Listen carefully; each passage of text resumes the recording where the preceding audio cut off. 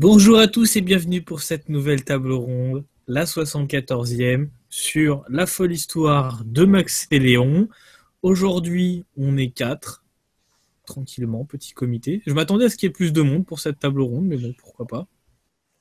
Donc je suis avec Maxime. Salut tout le monde. Je suis après avec deux autres personnes de l'équipe. Anthony, bien entendu, le baroudeur. Salut jeunes gens. Et Adam, le polonais de service. Polski. Et il est mort. Non, c'est juste qu'il y a 10 000 personnes dans ma chambre. Il faut que je coupe le micro. Il est envahi. Il est envahi. Ah, la Polion, souvent, elle est envahie. Hein. Et en plus, c'est de bon ton avec le film du jour. En plus, tout un concept. Raccord. Tout était calculé. Alors, est-ce qu'on fait d'abord le synopsis ou le tour de table? Je sais plus vraiment comment. Le petit tour de table, histoire de se chauffer un peu. Allez. Honneur toujours à ceux qui sont les invités de la table ronde. Donc Maxime, vas-y, donne-nous ton avis sur Max et Léon. Ouais, moi, contrairement à pas mal de monde, malheureusement, j'ai pas aimé ce film. J'en attendais plus. Je pensais que j'avais vraiment bien kiffé, mais j'ai pas trop aimé. Il y a des gros défauts sur le scénario qui me gênent, donc ce sera l'occasion d'en parler, mais je garde pas trop un bon souvenir de ce visionnage. D'accord. C'est la première fois que j'entends quelqu'un dire qu'il a pas aimé Max et Léon. Justement. Et tant mieux, c'est cool. Mais ouais, c'est bien d'avoir quelqu'un justement qui n'a pas aimé le film. Du coup, on va pouvoir on va pouvoir échanger nos idées, ce qui est le but du débat. Tiens, je vois qu'Adam est pour l'instant occupé. Il a coupé son micro. Je vais pas lui demander tout de suite ce qu'il en a pensé. Je vais attendre un peu. On va commencer avec les chars sont rentrés dans Cracovie là. C'est moi, Max et Léon, j'ai beaucoup aimé. Oula. Adam, ça y est. À Varsovie et sous les bombes. Poutine a envahi la Pologne. Ça y est. Il est à 2 doigts de Berlin. Bon, je reprends. Alors moi, j'ai beaucoup aimé le film. Ça me permet de le dire une deuxième fois parce que j'ai beaucoup aimé. La dernière fois que je m'étais autant marré devant une comédie française, c'était OSS 117, Rio ne répond plus. Donc ça commence à faire beaucoup de temps. Et alors j'ai vu des comédies très sympathiques entre-temps, très agréables, d'autres plus difficiles. On a eu l'occasion d'en parler, mais celle-ci m'a beaucoup plu. Je suis assez fan du Palmacho à la base, donc j'étais assez conquis par le projet à la base. Mais je trouve qu'il transforme assez l'essai sur le passage au cinéma. Et ouais, une très bonne comédie d'aventure en plus, c'est cool. Donc j'ai bien kiffé. Exactement. Je pense que de toute façon, je ne rajouterai pas beaucoup plus de choses par rapport à ce que tu as dit, parce que je suis sensiblement du même avis, et je développerai un peu plus après. Adam, qu'as-tu pensé de la folle histoire de Max et Léon? C'était sympa. Franchement, je me suis bien marré dans le film. Je trouvais que l'humour marchait vraiment bien. Après, j'aurais pas grand-chose à redire dessus. Je trouve ça fait le taf. On se marre à bon coup. C'est un beau film de divertissement. Je trouve qu'ils vont vraiment bien gérer le truc pour leur premier film au cinéma. Ouais, franchement, je trouve que c'est une réussite pour le coup de la part du Palmacho. D'accord. Du coup, moi, je suis du même avis que Adam et Anthony, peut-être même plus du côté d'Anthony, parce que j'ai vraiment bien aimé le film. Pour moi, on a enfin une comédie française qui est une vraie comédie, pas un film de merde. On a une vraie bonne comédie française. J'avais, comme toi Anthony, tu avais vu l'avant-première mais très longtemps en avance, parce qu'ils avaient commencé par le Sud. Moi, ils sont venus à peu près 2 semaines avant, je crois, 2 semaines avant la sortie. Et du coup, j'avais eu l'occasion de voir les questions-réponses en direct avec les acteurs. Et là, eux n'osaient pas dire que. Enfin, ils disaient que c'était pas non plus au niveau de Papy fait de la résistance ou autre, puisque c'est les mêmes thématiques.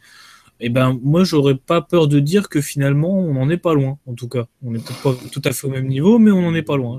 Franchement, moi, j'ai bien kiffé. Je le reverrai avec. Sans aucun problème. J'irai même voir très rapidement parce que j'ai vraiment beaucoup aimé. Et pour une fois, le passage du petit au grand écran se fait très bien. On n'a pas une baisse de qualité entre les deux, ce qui arrive très souvent. Transformer un format court de télévision à un format long de cinéma, c'est toujours casse-gueule. Et ils le font très bien, je trouve. Moi, j'ai beaucoup aimé le film. Je pense que ça fera même partie de mes films cultes, notamment avec quelques petites scénettes qui n'ont pas forcément d'impact sur l'histoire, en fait, enfin, qui n'ont même pas d'impact sur l'histoire, mais c'est plus des petites scénettes qui m'ont marqué que l'histoire en elle-même, en fait. Donc, mais ça, on en reparlera dans le scénario, mais enfin, moi, il y en a une, ça y est, j'étais parti, quoi. J'avais léché le cale-pied, je riais comme un con dans la salle tout seul, quoi. Enfin, peut-être pas tout seul, mais ça m'a fait bien marrer, en tout cas. Qui est chaud pour faire un synopsis? Pas moi. Voilà, ça c'est dit, c'est fait. À vous de Qui est pas le macho? Bon, allez, excusez-moi. Cette blague n'est pas dans le film, rassurez-vous. Heureusement. Heureusement. Bon, si vous voulez, je peux en faire un. Hein, si personne... Vas-y. D'office. Avec ma blague à la con, je pense que la punition. T'as gagné un train. J'aille la chercher. Alors, Max et Léon sont. Alors, on est à la veille de la Seconde Guerre mondiale. Max et Léon sont deux gros branleurs qui vivent en province. La guerre éclate, la France entre dans le conflit, et ces deux branleurs vont se retrouver engagés, enfin enrôlés de force dans l'armée, et ils vont tout faire pour l'éviter au maximum. Voilà, ça part de là, et ensuite la folle histoire de Max et Léon débute. Entre la Syrie, Londres, la France, avec des costumes nazis, des mitraillettes, à Vichy, enfin bon, c'est un bordel monstre et c'est un régal. Alors vu qu'on est en majorité à avoir aimé le film, on va commencer, je propose de commencer par quelqu'un qui a aimé le scénario, et ensuite je ferai intervenir Maxime en deuxième qui lui a des choses à dire sur le scénario. Comme ça va équilibrer un petit peu, on vous évitera on a soit trois d'affecter à dire ce qu'on pense, ou trois à la fin pour dire ce qu'on pense de bien. Voilà, j'ai envie de nuancer un petit peu. Anthony ou Adam, est-ce que vous avez envie de commencer sur le scénario? Moi, j'ai une remarque par rapport à faire scénario, c'est qu'en fait, il me rappelle énormément le scénario d'un film polonais des années 60. Et c'est le même concept. C'est vraiment le même concept. Aussi, ça se passe pendant la Seconde Guerre mondiale et ainsi de suite. Et ça, je peux pas vous donner le titre français parce que je sais pas comment ça se dit en français, mais en polonais, c'est Jak rozpętowałem II wojnę światową. Donc, ça pourrait être traduit par comment j'ai changé le cours de la Seconde Guerre mondiale. Et c'est un peu dans le même concept. Et pareil, on est dans le même style d'humour. Vraiment, si jamais vous l'avez pas vu, je vous le conseille. Bon, le trouver en version française ou des sous-titres français, ça doit être très dur. Oui, très dur. Mais si jamais vous réussissez à vous procurer une version, franchement, regardez-le, c'est à se péter, ça se pisser dessus tellement c'est drôle. Et c'est vraiment le même concept, quoi. J'ai retrouvé beaucoup de choses de ce film dans Max et Léon, justement. Alors, après, j'ignore s'ils ont connu le film, s'ils l'ont vu ou quoi. Donc, ça, je peux pas dire. Mais en tout cas, il me fait beaucoup penser à ce film. Et je trouve que voilà, dans le film de Max et Léon, c'est cette histoire on va raconter un fait historique qui s'est vraiment passé, mais sous une touche de comédie, tout en même temps recréant l'histoire à certains moments. Ça m'a bien fait marrer et je trouve voilà tous ces enchaînements de scènes marchent super bien sans non plus tomber en fait dans on fait des blagues. Et ça va de blague en blague sans que ça ait de réel sens. Là, en fait, tout est lié, tout est bien joint, ce qui nous donne justement cet effet qu'on a vraiment l'impression de regarder une histoire complète sans jamais avoir l'impression d'être au beau milieu d'une série à sketch. Donc, à ce niveau-là, c'est bien géré, je trouve. C'était le danger d'ailleurs quand tu allais voir ce type de film, de te dire, ok, ils viennent de la télé, d'internet aussi, ils faisaient des parodies, des formats plutôt courts, des sketchs, de se dire est-ce qu'on va pas tomber dans la facilité, l'enchaînement de sketchs qui n'ont pas forcément de lien. Et je trouve que tu as raison, il y a une véritable histoire, une véritable aventure, c'est une comédie d'aventure. Alors toi tu cites la référence polonaise, j'en doute pas, après c'est vrai qu'on pourrait citer des trucs beaucoup plus franco-français, Papy fait de la résistance, 7e compagnie et autres. Je pense que dédramatiser la guerre à travers la comédie, je trouve que c'est plutôt intéressant, même si je pense pas à l'optique de ces mecs de se dire on va dédramatiser le conflit qui a eu lieu il y a des dizaines d'années. Je pense pas, mais bon, je trouve que c'est cool le contexte de la guerre et d'en faire une comédie. On reste dans la parodie. C'est un rythme effréné. Je trouve qu'il y a de bonnes influences. Oui, on a cité le cinéma français. On peut penser peut-être à des choses dans le rythme comme les Monty Python. Attention, je suis pas en train de dire que le Palmacho c'est le Monty Python, hein, loin de là. Mais il y a quelque chose dans cet esprit-là. Ça m'a fait aussi penser, c'est une référence que citait le réal, Jonathan Barré, le côté aventure un peu Indiana Jones. Indiana Jones version comique, hein, attention. Mais en plus, ça se sent vachement rien que dans l'affiche du film, en plus, ce côté déjà. Indiana Jones. Ouais, le côté un peu rétro, aventure, toujours cet aspect aventure, quoi. Pour un premier film, je trouve ça coulu en plus d'aller là-dessus, parce que tu es tout de suite comparé à d'illustres comédies, de se dire, bon, ben nous on vient de la télé, comment on va être jugé. Bon, il y a une grosse fanbase de base, je pense, pour le Palmacho. Ça me rappelle un autre groupe de comiques auquel d'ailleurs ils sont souvent comparés, c'est Les Inconnus, qui avaient fait le même type de truc, qui faisait du sketch à la base, et qui après avait fait le film des Trois Frères, qui est une comédie populaire plutôt culte. Enfin, en tout cas, moi, ça en fait partie. Ah oui, totalement. Donc moi, en fait, franchement, pour moi, c'est exactement pareil, en fait. Pour moi, ça va être le film culte de cette nouvelle génération de comiques, comme il y a eu à l'époque avec Les Inconnus. Ou Les Nuls aussi, dans un autre style d'humour, hein, attention, hein, mais des espèces d'esprit de bande et de copains, quoi, qui ont fait leur film, leur carrière. Oui, l'évolution certaine après la télé, c'est d'aller chercher le cinéma. Ce que je trouve aussi très cool, hormis le format, la comédie, l'humour, c'est le côté film de potes. Le réalisateur, c'est le même réalisateur que les sketchs. C'est pas un réalisateur. C'est qu'on garde la même idée de création. Voilà. Dans le format court et dans le format long, en fait. Y a pas c'est souvent ça le piège, en fait, de passer du format court au format long, c'est que du coup, c'est pas la même vision des choses. Et du coup, là, on retrouve la même chose. C'est la même façon de tourner, c'est la même façon d'écrire le scénario. Donc, du coup, tu gardes le même type d'humour. Tu perds pas entre les deux. Ce qu'il y avait eu, par exemple, entre Caméra Café, la série, et le film, c'était pas pareil, quoi. Le premier, je l'ai aimé quand même, mais bon, c'était pas aussi bien que la série, quoi.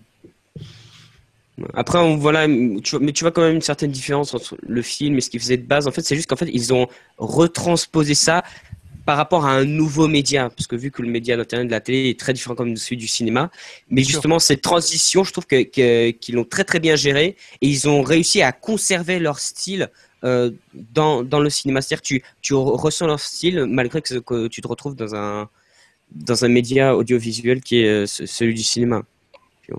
Ouais, il faut accepter les codes du cinéma. Bon, après, en France, moi, souvent, je trouve que les comédies, c'est plus téléfilm gros budget qu'on nous projette en salle, quoi. En gros, la pub, elle est pas au milieu du téléfilm, tu te la tapes avant, sauf que tu payes 10 €. C'est ça qui m'embête un peu avec le cinéma français. En général, hein, j'en fais pas non plus une règle à 100%. Là, ouais, c'est une vraie proposition de cinéma. Avec les moyens qu'ils ont, ils ont fait un résultat que je trouve plutôt intéressant. Après, au niveau de l'histoire en elle-même, le côté pour donner du rythme, on se fait attraper, on vous raconte notre aventure. Je trouvais que c'était pas con, ça fait pas quelque chose de très linéaire. Ma seule crainte, c'est ok, t'aimes le Palmacho, c'est sympa, c'est cool, le film est super, ils se sont gavés, le format, le passage est très bon. Mais est-ce que, si on connaît pas le Palmacho, est-ce qu'on peut aimer ce film? Est-ce que ça repose pas aussi beaucoup sur le capital sympathie et l'humour de ces garçons? C'est ça aussi ma question. Je pense que ce qui fait peur aux gens, c'est justement le fait que le Palmacho il soit associé souvent à D8 enfin maintenant C8, qui, on va pas se le cacher, jouit pas d'une très bonne image. Hein. Voilà, C8, c'est la chaîne à baba. Voilà. Donc forcément, moi je peux comprendre les gens qui disent ouais, le Palmacho, C8, bah ouais, je suis d'accord avec vous. Mais ça n'empêche pas que, en dehors de C8, ils officient notamment sur YouTube. Et sur YouTube, ils ont été très actifs pour justement la promo du film, genre comme s'ils filmaient un peu les coulisses de la préparation du film. Et c'était très drôle. C'était très bien fait. Donc oui, certes C8, mais en dehors de ça, ça reste des très bons comiques. Très bon, enfin, après, n'empêche. Et les deux, parce que c'est déjà la différence entre les deux. Ils font les deux et ils le font très bien. Ouais. Après, n'empêche, dans le film, tu retrouves quand même beaucoup de. de fan service, en fait, de référence par rapport à ce qu'ils ont fait avant dans le film. On retrouve des références par rapport à ce qu'ils ont fait avant. Par exemple, moi, le Palma Show, moi, je regardais ça quand j'étais au collège. Et donc, ça va faire bientôt 4 ans que je suis plus au collège, donc ça va faire 4 ans que je regarde plus. Donc, par rapport à leur nouveau sketch ou quoi, par exemple, je les ai pas vu les références. Il a fallu qu'un pote me les dise pour que je le sache, tu vois.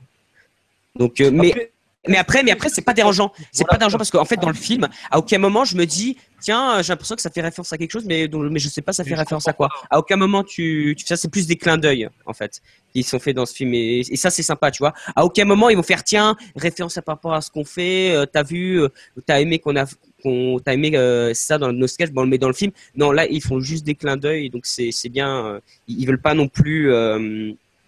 Ils veulent pas non plus faire un film avec rempli de fanservice, tu vois, parce que sinon ça aurait aucun sens. Puis ils mélangent différentes formes d'humour aussi. On a des dialogues, on a du gag, on va dire, plus visuel, où, je sais pas, on va avoir un des deux personnages qui tente de sauter au-dessus d'un mur. C'est tout con, c'est vieux comme le monde de gag. Ça marche. Mais ça marche. Chaplin, Buster Keaton, enfin ces mecs-là l'ont déjà fait il y a des dizaines d'années, mais ça marche. C'est comme la blague de je glisse sur une peau de banane, ça fera toujours rire. C'est ainsi. Après, il y a des références culturelles à pop culture française, à la publicité, moi je trouve qu'il y a même un peu d'humour noir autour de des juifs, des nazis, etc. Après, en parlant vraiment plus du scénario en détail, mais je vais laisser parler un peu Maxime, parce qu'il n'a pas encore donné son avis. Nous, on était parti sur Adam, puis finalement, tous les trois, on a donné un peu notre avis de manière générale.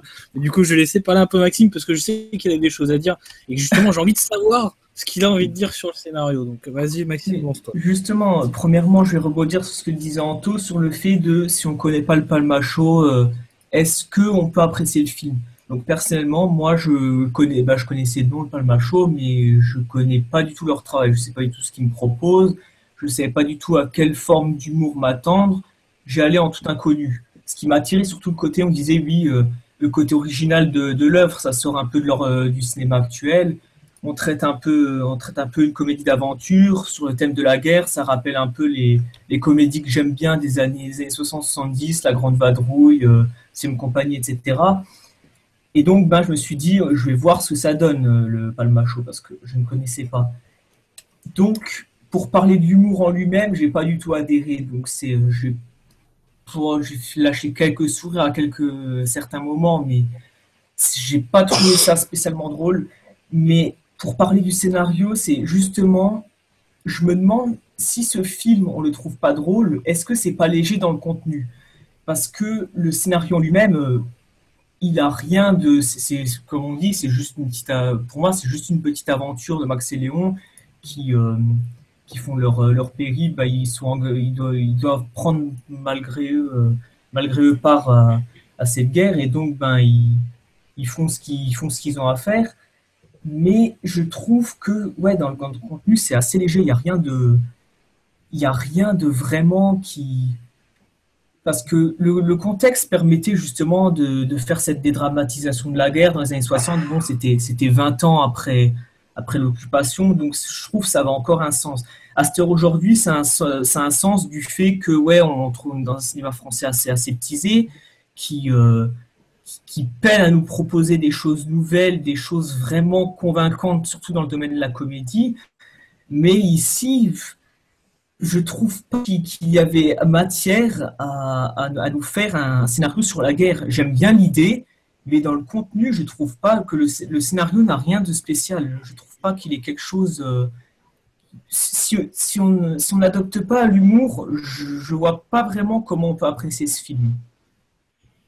C'est à la fois la force et la faiblesse du film. Je comprends, hein, si on n'aime pas, comment... Si c'est pas ton humour, après tu vas me dire, si c'est pas ton humour, toi tu ne le savais pas, donc forcément, tu étais le spectateur qu'il fallait les chercher, c'était toi qu'il fallait convaincre, c'est pas moi qui suis déjà fan avant même de voir le film qu'il faut convaincre. Je savais que j'allais rire, après bon, j'aurais peut-être trouvé ça cheap, un peu mou, ou alors je préfère les voir à la télé, mais j'aurais jamais pu dire c'est pas drôle, je fonctionne à l'humour. Et je comprends qu'il y ait cela, je comprends aussi ton argument sur... Est-ce que c'est toujours à la mode de faire ce type de comédie? dans une période où on aime la nostalgie et autres, je me dis qu'aller chercher des références qui sont pas dégueu, c'est pas mal. Je le prends plus comme un hommage, voire une espèce d'humilité de se dire je vais faire du cinéma, nous entre potes on va se faire du cinéma, bon, on va faire quelque chose qui nous plaît déjà, des références qui nous plaisent. Attention, ce ne sont pas des excuses, hein, je cherche à comprendre, mais effectivement on peut aussi se dire oui bon ok d'accord, mais ça a déjà été fait avant. Ouais, c'est vrai, c'est vrai. Moi je suis pas en désaccord avec ce que tu dis, je comprends tout à fait. Et par contre, là où j'étais en désaccord avec ce que vous avez dit, vous m'aviez dit que le passage des sketchs au cinéma était bien fait. Donc moi, je dis, je ne connais pas leurs sketchs, donc je ne peux pas juger, faire un comparatif entre les deux. Mais je trouve que ce film est beaucoup film à sketch, hein. Vers la fin, je reconnais un peu moins, mais vers le début, il y a des fois, on a des ellipses, on passe d'une situation à l'autre où c'est un sketch sur un sketch. Je trouve que ça fait beaucoup film à sketch au début. Que si vous m'aviez dit que vous avez dit juste avant que vous ne trouviez pas, mais moi je trouve justement que si. Alors, en fait, oui, dans quelque part où ils se sont en fait à chaque fois des blagues, des sketchs à la suite, mais en fait, il n'y a pas en fait à aucun moment du film, tu vas dire ah ouais, ça sert à rien ce qui se passe, c'est juste pour faire une blague. Par exemple, j'ai pas du tout ressenti ça dans le film. C'est-à-dire que en fait, les sketchs, ils vont quelque part servir au scénario à développer l'histoire, les personnages et ainsi de suite, à créer des trucs. Par exemple, au début. Par exemple, je sais pas, peut-être tu penses au moment où ils sont dans le camp militaire français au tout début, c'est ça? Ou même dans leur village, hein. Oui, oui, c'est ça. Donc pour moi, c'est plus, en fait, bien sûr, ce sont des sketchs en enchaînement, mais ça va apporter en fait au développement de l'histoire par rapport aux endroits où ils sont, par rapport à leur situation, et à quel moment on va être en fait déconnecté en fait. Déconnecté par rapport à la diégèse de l'histoire. À aucun moment on va être en mode ah ouais on va sortir, on Il est n'y a en mode pas de mou alors, il n'y a pas de ralentissement pour c'est toi. ça. Non, pour moi non, à aucun moment j'ai senti ça. Je suis d'accord sur le fait que ça reste globalement cohérent avec leur scénario, mais je trouve qu'au niveau de la structure et de la narration, c'est trop décousu. Je suis d'accord, c'est pas incohérent, mais ça fait trop film à sketch pour moi. D'accord. Certes, c'est pas on prend un sketch, on colle direct, mais je trouve que des fois ils auraient dû, pardon, peut-être approfondir un peu plus l'histoire en elle-même avant de tout le temps vouloir faire des gags. Après, comme je dis, c'est très subjectif. J'ai pas vraiment aimé cet enchaînement de gags. Certes, il y a une cohérence, mais je trouve que c'est quand même trop décousu. Pour moi, le film, il commence vraiment, même si j'ai adoré le début parce que j'étais content de les voir au cinéma et de voir enfin cette aventure prendre vie. Mais pour moi, le film, il commence quand le camp se fait bombarder. Une fois que le camp se fait bombarder, ça ne s'arrête plus. Pour moi, voilà, on est parti. C'est vraiment l'aventure pour l'aventure. Parce que dans le camp, bon, ils font les cons, on voit un peu leurs collègues, ils emmerdent le chef. Comment il s'appelle? C'est Julien Pestel, l'acteur. C'est un acteur récurrent. Pignon. Oui, merci. Qui est souvent dans les sketchs, que je trouvais excellent d'ailleurs. Là, pour moi, le film, il démarre. Alors au début, ouais, il y a un petit peu une mise en place qui est logique dans tous les films. On place les personnages et autres. Un petit côté, bon, allez, c'est sympa, c'est drôle, j'adore, je suis content de vous voir, mais elle avance la folle histoire, ça y est, et boum, dès qu'il y a le bombardement, ben ouais, c'est la guerre, quoi. Ça y est, c'est parti. Enfin, c'est la guerre au niveau de Max et Léon, donc c'est n'importe quoi. Mais dans le bon sens du terme. Ouais. Moi, après, j'ai pas trouvé de rythme bâtard dans le film. Je trouvais que justement que ça partait, comme tu dis, en fait, Anthony, c'est juste un peu au début à la limite, mais après, ça part. Le rythme est gardé vraiment quasiment du début jusqu'à la fin. Et j'ai pas trouvé que ça faisait. Les seuls trucs où j'ai trouvé que ça faisait genre vraiment sketch dans le film, c'était pas des morceaux qui avaient un rapport direct avec le fil principal de l'histoire. C'est dont je parlais tout à l'heure quand je donnais mon avis sur le film. C'est les petites pastiches. Non, c'est comment on dit? Oui, c'est le bon mot. Hein. Ouais, c'est ces petites scènes où c'est de la propagande allemande en fait qui est montrée. Oui. Voilà, moi ça m'a tué. Alors surtout celle avec Monsieur Poulpe et et l'histoire du trou pas plus gros qu'une pièce de 2 francs. Voilà, déjà moi, Monsieur Poulpe qui se retourne habillé en soldat allemand, j'étais mort de rire. Voilà, déjà, Ouais. Ouais. déjà ça m'a tué. Mais quand il commence à imiter la pub de Carglass, ah bah moi ça m'a achevé. Je veux dire, alors là, moi c'était Ah, fini c'était pour moi. excellent. Ouais. J'étais mort. Enfin, voilà, moi ça fait du coup en fait ça casse un peu le rythme mais dans le bon sens du terme je trouve, voilà, parce que ça arrive souvent entre deux scènes qui n'ont pas forcément de rapport direct, donc ça permet de faire le lien C'est entre pour les montrer deux. l'évolution en fait. Voilà. Parce qu'en fait, c'est des ellipses en fait, ces scènes-là. C'est des Ouais, ellipses voilà, par c'est ça. rapport à leur mission d'infiltration où tu les vois genre. Et il me semble que ça arrive, cette scène-là arrive au moment où ils infiltrent non, c'est pas l'armée allemande, c'est Non, c'est la Vichy, commandanture ouais. ou je sais plus quoi, et qui Avec deviennent, Célestin. ouais, et qui deviennent justement des Chef de mecs la qui font propagande. la pub, ouais, voilà. Donc je trouvais ça très marrant, très bien amené. C'est là où on flotte, c'est là où Anthony, tout à l'heure tu parlais d'humour noir, c'est vrai que là on flirte grave avec l'humour noir, et surtout cette petite affiche, vraiment vers la fin du film, c'est bien, c'est beau, c'est moche. Là, les gars, on a tout lâché, je veux dire, on peut tout se permettre. Et j'ai bien aimé parce que, justement, dans les questions-réponses qu'il y avait eu après le film, les gens avaient posé une question par rapport à ça, au fait de s'auto-censurer ou de se fixer des limites dans l'humour, parce que c'est un contexte quand même qui n'est pas forcément drôle déjà à la base. Et en fait, non.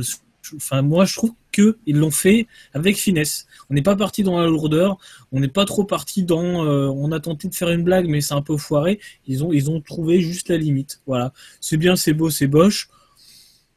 Il n'y a rien de méchant, je veux dire, c'est pas les ça nazis passe, qui vont se plaindre, hein, ils vont pas venir Oui, dire voilà. nous les nazis de France, on n'est pas d'accord avec ce que vous dites. Mais ça le fait, c'est quand même corrosif, c'est un peu acide. Oui, en plus Monsieur Poulpe en nazi, c'est l'ironie de la vie. J'ai envie de dire ouais non, ça le fait quoi. Ouais. Il y a de tout, il y a de tout, il y a beaucoup d'influences et c'est pas, on n'est pas, c'est là qu'ils sont forts, je trouve, les trois parce que autant les deux connus, c'est David et Grégoire, mais aussi Jonathan Barré, c'est que en termes de parodie, ils ont des années d'expérience. En termes de, je chope le petit truc où je peux faire une blague, où je peux utiliser une référence de pop culture, où je peux utiliser quelque chose que j'ai vu dans un film sans que ça fasse copier-coller bête et méchant où il n'y a pas de saveur. Je m'approprie des codes, des références, des cinémas, des origines. Ils se sont pas mal documentés sur la propagande. C'est con pour faire une comédie, mais ouais, tu te documentes sur la propagande. Il disait qu'il y avait des trucs bien pires J'imagine. que ce qu'ils ont pu mettre dans le film. Quand on trouve déjà, quand on peut trouver, ça je peux comprendre, hein, qu'il y a des gens qui trouvent que, bah, par exemple, c'est bien, c'est beau, c'est boche, c'est limite.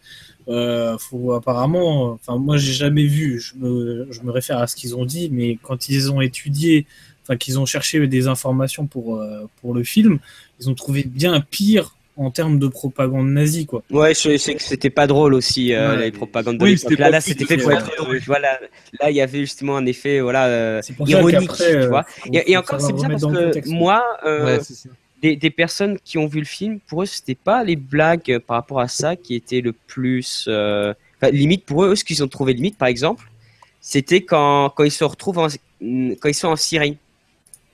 À un moment donné, t'as Max, je crois que c'est, ou Léon. Même je sais plus qui est qui en fait. Je sais plus qui. Je te rassure, moi non plus. Je sais plus qui joue. Léon, Max, Grégoire et David Marley. Max. Donc celui qui a les lunettes, c'est Max. Léon. Et celui qui a la petite moustache et qui est un peu le queutard de l'équipe, c'est Léon. C'est Léon, ok. Ouais. Donc Léon, à un moment, Léon dit, tu sais, il est sur son chameau ou dromadaire, je sais plus. Dromadaire, je crois. Et à un moment, il dit oui, j'imagine un magnifique avenir pour ce pays, tu vois. Et vu que en ce moment, la Syrie, voilà quoi. Moi, dans mon entourage, il y en a qui ont trouvé ça limite. C'est sûr, mais après, l'humour, après, c'est toujours pareil. Quand tu as une salle avec 150 personnes, essayer de trouver quelque chose qui peut faire rire les 150 personnes en même temps et que tout le monde accepte, parce qu'on a tous notre sensibilité, notre style d'humour et autres. c'est compliqué. C'est pour ça que je trouvais que proposer différentes formes d'humour, visuel, dialogue, parodie, un peu acide, sarcasme et compagnie, à des anachronismes et des conneries, je trouvais que c'était pas mal. Après, le danger, c'est de se dire, est-ce que mon humour mélangé à ça va plaire à tout le monde? C'est compliqué. Le danger aussi, c'est de se dire, si je veux faire universel, est-ce que je vais pas aseptiser mon humour aussi? C'est le dilemme, et je trouve que le dilemme, bah, ils ont pris des choix, des libertés, ils ont dit, bah, nous, c'est notre humour, on le fait, après tout, c'est ce qu'on fait de mieux. Après, je comprends qu'on perde aussi des spectateurs en route. C'est difficile de faire un film qui conviendra à tout le monde, avec différentes sortes d'humour, avec beaucoup de références, sans les copier, dans un premier film. Enfin, vous voyez un petit surtout peu, dans un pays aussi multiculturel qu'en France, hein, tu vois. et dans un contexte actuel un peu Ouais. pas évident. Ouais, Pas ouais. évident. Tout le monde est un peu sensible. Mais après, ça va parce que ce qui est sympa, parce qu'en fait, dans le film, ils font des pics un peu à tout le monde. Même aux Ouais. Français, ils en font beaucoup. Ah bah c'est par Max rapport et aux Léon, Français. c'est des bofs français, des C'est cons, ça, des et même lâches, par rapport à la lâcheté des Français, bien à la sûr, collaboration. bien sûr. Genre, moi, par exemple, en plus, ça m'a fait tellement bader de voir Christophe Lambert dans un film français. Ça va faire tellement longtemps que j'ai plus Mais vu. c'est logique. Christophe Putain. Lambert est un acteur récurrent des sketchs du Palmacho. Mais ça va même plus loin que ça, c'est le producteur, il fait partie des producteurs du Ah Palma, ouais que ça soit Ah, les c'est- sketchs Oui, et c'est le notamment producteur sur le du film. film. Alors peut-être que je m'avance un peu, mais j'ai lu ça et effectivement c'est plus que on a mis l'acteur un peu à l'ancienne qu'on aimait bien quand on était jeune dans le film, c'est que c'est limite un collègue, un ami, je pense aussi, et surtout ben, c'est avec eux qu'ils font des affaires et du cinéma, de la production audiovisuelle. Donc il n'y a pas de cynisme, je pense, dans le choix d'avoir pris Non, et il a déjà Lambert, participé plusieurs fois à plusieurs sketchs différents du Palmacho. avec beaucoup Et à chaque- d'autodérision Et à d'ailleurs. chaque fois, et d'ailleurs, je pense le meilleur auquel il est participé, c'est la parodie de The Dark Knight, il me semble. Non, c'est pas dans celui-là qu'il joue, c'est dans lequel. Oui, il lui demande de faire son fameux rire, Le fameux un peu rire, chelou, le fameux le rire, rire de Lambert. Ils font les punchlines au cinéma. Ah ouais, mais Christophe oui, Lambert, ouais, sa ouais. vie, c'est des punchlines au cinéma. Il a fait que ça, non. Mais on le retient surtout pour ce type de cinéma années 80-90 où il était au top. Bah, moi, je le vois, je suis content. Ça fait partie de ces mecs. Bon, on en reparlera dans les personnages, mais Lambert, pour moi, c'est un peu le Bill Murray français, tu vois. Le mec, il est là, t'es content. Même si c'est pas top, t'es content. Tu te dis, il est cool. T'as de l'affection pour ce type, moi, je l'ai pour le Palmacho. Quand je les vois, je sais qu'il y en a un qui a une carrière qui se passe plutôt bien. C'est Grégoire, je crois, qui fait pas mal de films. Pas forcément des films qui me plaisent à la base. C'est des films français, tout ce que je peux détester. Je suis content de le voir. Et là, j'étais content de les avoir tous ensemble. Il y a vraiment un côté film de potes, film la communauté du Palmacho. C'est un peu fort, mais vous m'aurez compris. Ça dégage beaucoup d'humilité et de sympathie, je trouve, ce film. Pour un résultat en plus qui est cinématographique, avec une histoire, c'est une aventure. Je l'ai eu, mon aventure. Il y a de l'action, il y a des explosions à la Michael Bay, enfin, il y a tout ce qu'il faut, quoi. C'est tout ce que j'aime, quoi. Bon, j'en fais beaucoup, mais j'ai beaucoup aimé le film. Et je sais pas parce que, mais j'ai beaucoup aimé. Mais Ouais. on en a parlé brièvement, mais en fait, le scénario en fait, se déroule un peu à la manière d'un conte, puisqu'en fait, on sait déjà, on arrive vraiment à la fin, et en fait, du coup, ils se font capturer par des résistants français, et en fait, ils les questionnent pour savoir comment ça se fait qu'ils arrivent comme. Enfin, en fait, on les voit en déguisement en Asie, et du coup, ils se font capturer, et ils leur demandent comment ça se fait qu'ils sont en uniforme nazi. Donc du coup, on les voit raconter leur histoire par le biais des scènes en fait. Et du coup, c'est entrecoupé de passages où ils reviennent au moment où ils sont en train de raconter leur histoire aux résistants. Et donc du coup, il y a des petites scénettes assez marrantes comme ça qui viennent ponctuer le film. Et à l'instar de Aladdin, c'est bien fait. Ouais.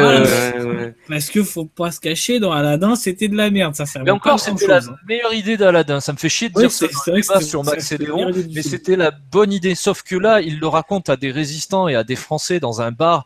Il y en a un, lui, il veut de l'épique et une belle histoire. Oui, mais c'est ça qui est bien en fait dans l'écriture des dialogues, Mm. c'est surtout le recul qu'ils ont.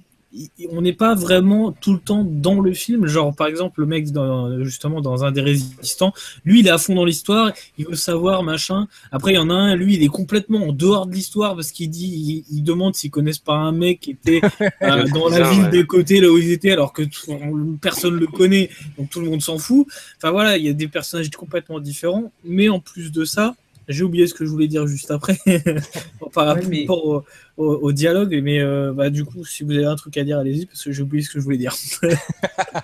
Ça arrive, ça arrive. Je me suis perdu tout seul. Ah si, non, je l'ai oublié. Non, putain, si, non, ça revient. J'ai encore oublié.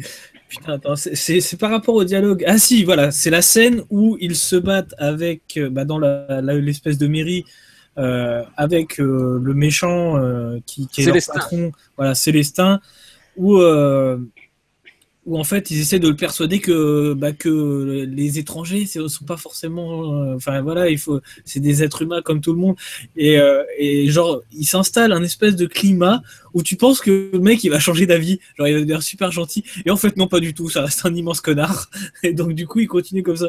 Mais c'est marrant parce que genre ils sont en train de se battre et d'un coup ils essaient de le persuader qu'il faut être gentil, que le gentil c'est bien. Voilà.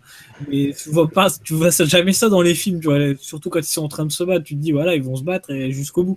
Et genre les mecs ils arrêtent le combat et puis tu fais mais ça d'être raciste. Ça, j'ai vu ça dans d'autres films, hein. Le coup du gentil qui se bat contre le chat, il dit d'arrêter, ouais, tu veux pas être gentil. Par rapport au moment où ça arrive, dans la scène où ça arrive, c'est quand même, tu t'attends pas à ce qu'il d'un coup il te sorte un dialogue comme ça, quoi. C'est vrai, ouais. Tu fais ok, d'accord, le mec il essaie de raisonner un gars il a essayé de tuer genre 5 secondes avant. Mais ouais, non, c'est pas ça n'a pas la prétention d'inventer, hein. Vraiment, hein. De toute façon, c'est difficile de réinventer l'humour, de réinventer le cinéma, les codes et autres. Déjà, de l'assimiler, de le mettre à sa sauce, je trouve que c'est déjà un bon point. Et pour moi, le film le fait. Avec en plus, sans perdre ton identité du Palmacho, où c'était rythme effréné, les vannes, et vas-y, on pense à toutes les blagues, et on en rajoute, et tu te dis, ils vont pas le faire, mais ils le font quand même, et ils te rajoutent encore une couche. Il y a vraiment une espèce de rythmique. En comédie, c'est très important, je pense, d'avoir une rythmique. Tu peux avoir les meilleures vannes du monde, et c'est pareil en stand-up ou en n'importe quoi. Si tu es dans ta façon de les raconter un peu monotone, monocorde, et que t'avances pas, t'auras les meilleures blagues du monde, ça ne marchera pas. Tu vois leur tête de con, et c'est pas une critique, j'adore leur gueule, ils me font rire, rien qu'en les voyant.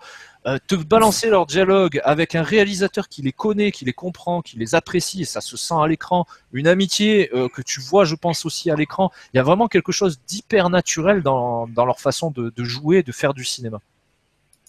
Alors que pourtant ils se mettent quand même en position d'inconfort entre guillemets en voulant aller faire du Monty Python, Indiana Jones, comédie française de Funès et compagnie, alors qu'ils auraient pu faire comme tout le monde la petite comédie dans les appartements bobos parisiens où on a 2-3 plans cul, 2-3 histoires, 2-3 magouilles, 2-3 dialogues un peu savoureux, comme on a eu Five qui était une bonne comédie, hein, y a aucun problème. Mais bon, le côté on est à Paris entre jeunes dans un monde contemporain que tout le monde maîtrise, c'est fatigant. Là, bon, ils n'ont pas inventé le genre, mais se dire allez, on va pour un premier film se mettre en danger là-dessus, se faire plaisir avec nos propres références, avec nos collègues, avec des acteurs qu'on apprécie qui sont pas forcément vendeurs toujours. Eh ben bravo, moi je dis franchement l'histoire elle se suit, elle révolutionne pas le cinéma mais ça n'a pas la prétention de plus pour moi. C'est ça que je trouve intéressant, c'est que c'est pas prétentieux pour un premier film et surtout ça a de l'ambition malgré ce côté non prétentieux je trouve, celle déjà de nous faire rire, d'amener son univers au cinéma avec quand même un film que je trouve plutôt beau à regarder quoi. Enfin je sais pas si vous êtes d'accord avec moi, je vais un peu plus loin que la simple histoire mais ça a la gueule d'un film quoi ce truc.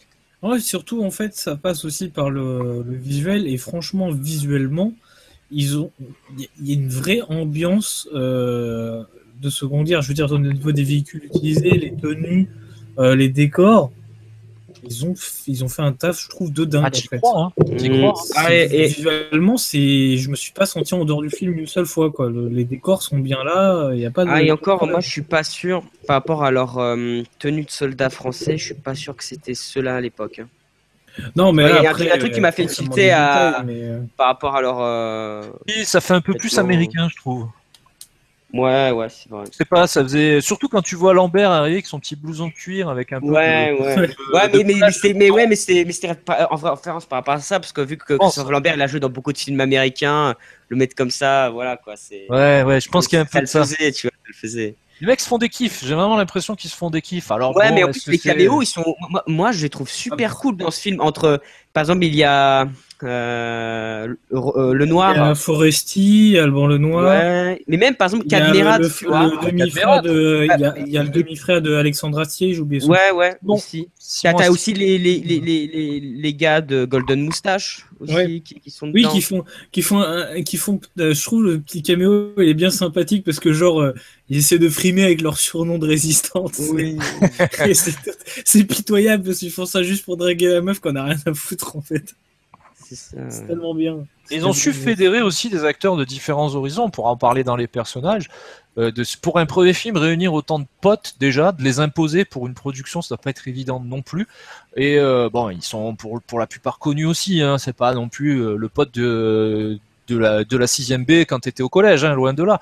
Mais bon, mélanger des acteurs, on va dire, de théâtre, de cinéma plus classiques, ou qu'on voyait peut-être même plus trop malheureusement, de mélanger les potes que tu voyais, les mecs de Canal+, de Golden Moustache, c'est bien un peu tous ces horizons, ça change un peu. J'allais dire, ça change du trio Franck Dubosc, Kev Adams et Cadmerade. Manque de bol, Cadmerade est dans le film, même si je le trouve plutôt drôle dedans, et en général... Ah, mais je suis allé voir avec un ami, mon ami, il était mort.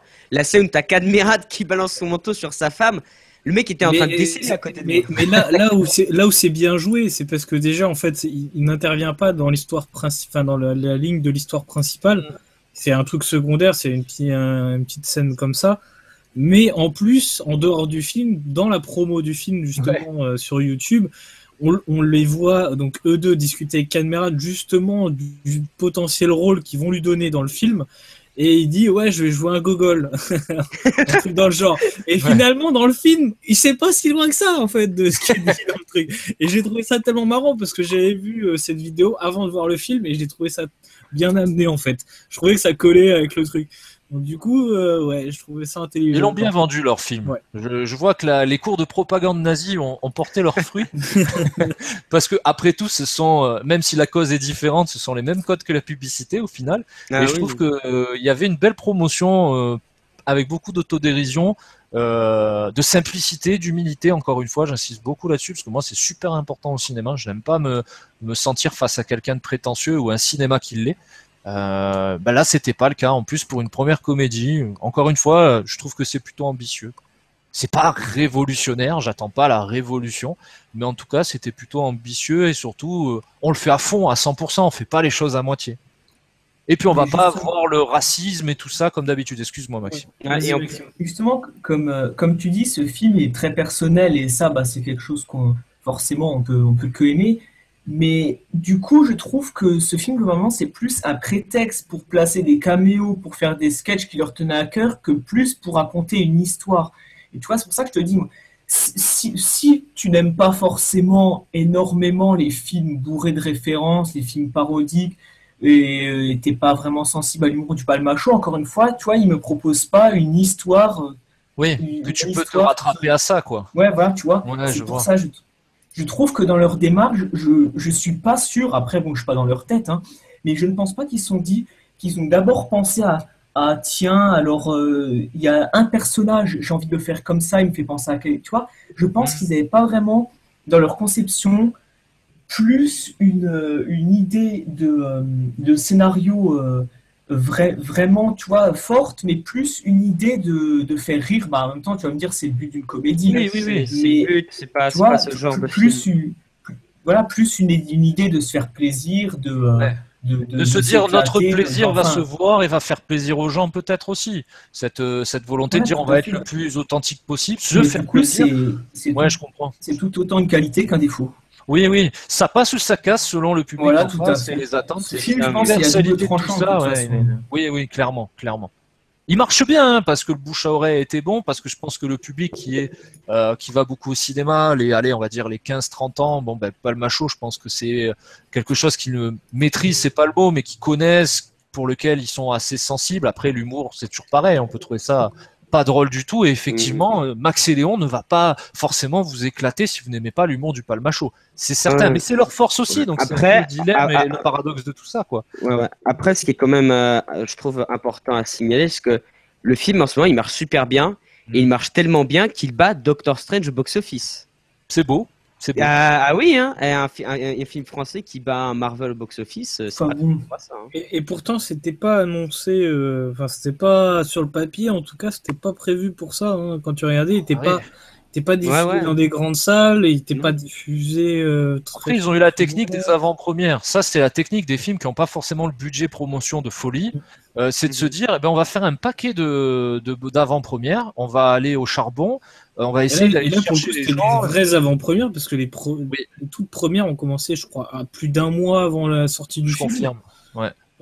Donc c'était dingue. Ils en ont fait jusqu'à même moins d'une semaine avant la sortie du film. Donc ils ont vraiment taffé de ouf. Et en plus, pendant ce temps-là, t'avais tout ce qui sortait sur YouTube, sur leur chaîne perso. Et à la télé aussi. Par rapport à la sortie du film. Donc on n'a pas eu du gros matraquage médiatique comme on a pu avoir sur Aladdin. C'était plutôt habile en fait. Ouais. C'était plutôt on avait des mecs invités sur les plateaux style TPMP, je pense qu'ils y sont allés forcément, de toute façon c'est la même boîte. C'est obligatoire. On n'a pas eu tous ces gros trucs lourds, on essaie de vendre un film qui au final est plus que moyen au final. Quand tu commences à faire les TF1, les machins, tu sais très bien à quoi t'attendre pour ce genre de film. Mais là oui, c'était intelligent en fait de faire des vraies avant-premières. Parce que déjà, ils n'étaient pas forcément. C'est là que tu vas chercher vraiment le public, en fait. En plus, ils étaient plutôt disponibles, photos, réponses aux questions. Donc, ils ont vraiment joué le jeu. Je pense qu'ils y ont pris du plaisir, même si ça devait être extrêmement fatigant. Mais la meilleure des publicités, c'est le bouche à oreille. Donc, il faut aller le chercher. Il faut aller le séduire. Hein. Là, ça fait 2 films que je vois qui a ce principe-là. Bon, ça n'a pas forcément marché sur le premier que je vais avoir en exemple. C'était Commencer loin, où ils avaient fait des vraies avant-premières. Pareil, pas mal de temps avant que le film sorte. Finalement, quand tu as un film français qui commence à faire des vraies avant-premières comme ça, mais pas genre le mardi pour le mercredi, mais bien en avance, en général, les films sont plutôt bons. Mais ils sont pas sûrs de savoir si le film va bien marcher, c'est pour ça qu'ils le font. Mais un film qui fait une avant-première le mardi pour le mercredi, c'est juste du happening il est quand même assez moyen en général. On le voit sur Pourquoi j'ai pas mangé mon père, sur Aladdin, sur les Profs 2, enfin voilà, tous ces machins-là, ils l'ont fait. Mais finalement, quand je vois des acteurs ou des réalisateurs qui font leur promo de leur film bien en avance, en général, il y a quand même une qualité derrière. Pour moi, je sais que Commencer loin, ils l'ont fait, mais ils l'ont pas fait sur beaucoup de salles parce que c'était pas le même budget. C'était encore moins vendeur que Max et Léon. C'était pas des acteurs, c'était pas de l'humour, donc ça partait plus loin déjà. Mais je trouve qu'effectivement, tu vois, le prochain film français qui fera la démarche de faire ça, je pense que je m'y intéresserai vachement plus que ce que j'aurais pu faire avant. Ouais. La démarche est sincère là aussi. Tu te dis, je vais confronter mon film directement au public. Je vais pas passer par le journal de TF1 ou par Hanouna qui va forcément faire la promotion en disant que le film est magnifique, merveilleux, c'est le meilleur film de l'année, comme tous les jours quand ils reçoivent un invité, que ça soit Hanouna ou un autre. Hein, j'ai pris cet exemple, comme j'aurais pu prendre Quotidien, le Grand Journal et compagnie. Hein, c'est pareil. Hein. C'est le vrai public que tu vas chercher en faisant comme ça, et je pense qu'après le bouche à oreille fait la différence à condition que ton film aussi soit bon. Hein. Il y a après, par exemple, on peut prendre l'exemple, on l'a vu ensemble, Nico, La Tour de Contrôle Infernal. Aussi, ils ont fait des avant-premières. Ouais, mais ils ont pas fait des avant-premières vachement à l'avance. Ils l'ont fait. Nous, on l'avait vu. Ouais, ils l'ont fait le jour. Enfin, ils l'ont fait un mardi. Non, on l'avait vu pas une semaine avant, nous. Je crois que c'était une semaine avant. Et puis c'était une suite aussi. Non, je suis pas sûr. Il me semble que c'était une semaine avant. Quelques jours. Ou alors c'était un lundi pour le mercredi, je crois. Ou peut-être un lundi. C'est pas très longtemps. Mais ils en ont fait plusieurs. Parce que ils ont fait un tour de France. Non, ils ont fait juste la région parisienne, je crois. Ah, il me semble. Ils ont fait que les alentours. Et juste avant, ils avaient fait Quai d'Ivry, je crois. Pâté Quai d'Ivry, il me semble. De toute façon, quand ils venaient présenter le film, ils savaient que c'était de la merde. Oui. Si les gens sont pas convaincants, c'est sûr que ça donne pas envie derrière de dire du bien du film ou de proposer à des gens qui l'ont pas vu. Bon, écoutez, moi j'ai pas aimé, mais les mecs sont sincères, va quand même t'y frotter pour voir ce que ça donne. Quoi. Mais ouais, voilà. Donc, je pense qu'on a fait à peu près le tour sur le scénario. Vous avez d'autres choses à dire? Pour moi, c'est bon. Maxime, peut-être, vu que t'as pas trop parlé sur le scénario. Bah, je pense que ce qui m'a déplu, vous l'avez après compris. Je pense que j'ai un peu tout dit ce que j'avais. Non, c'est bon.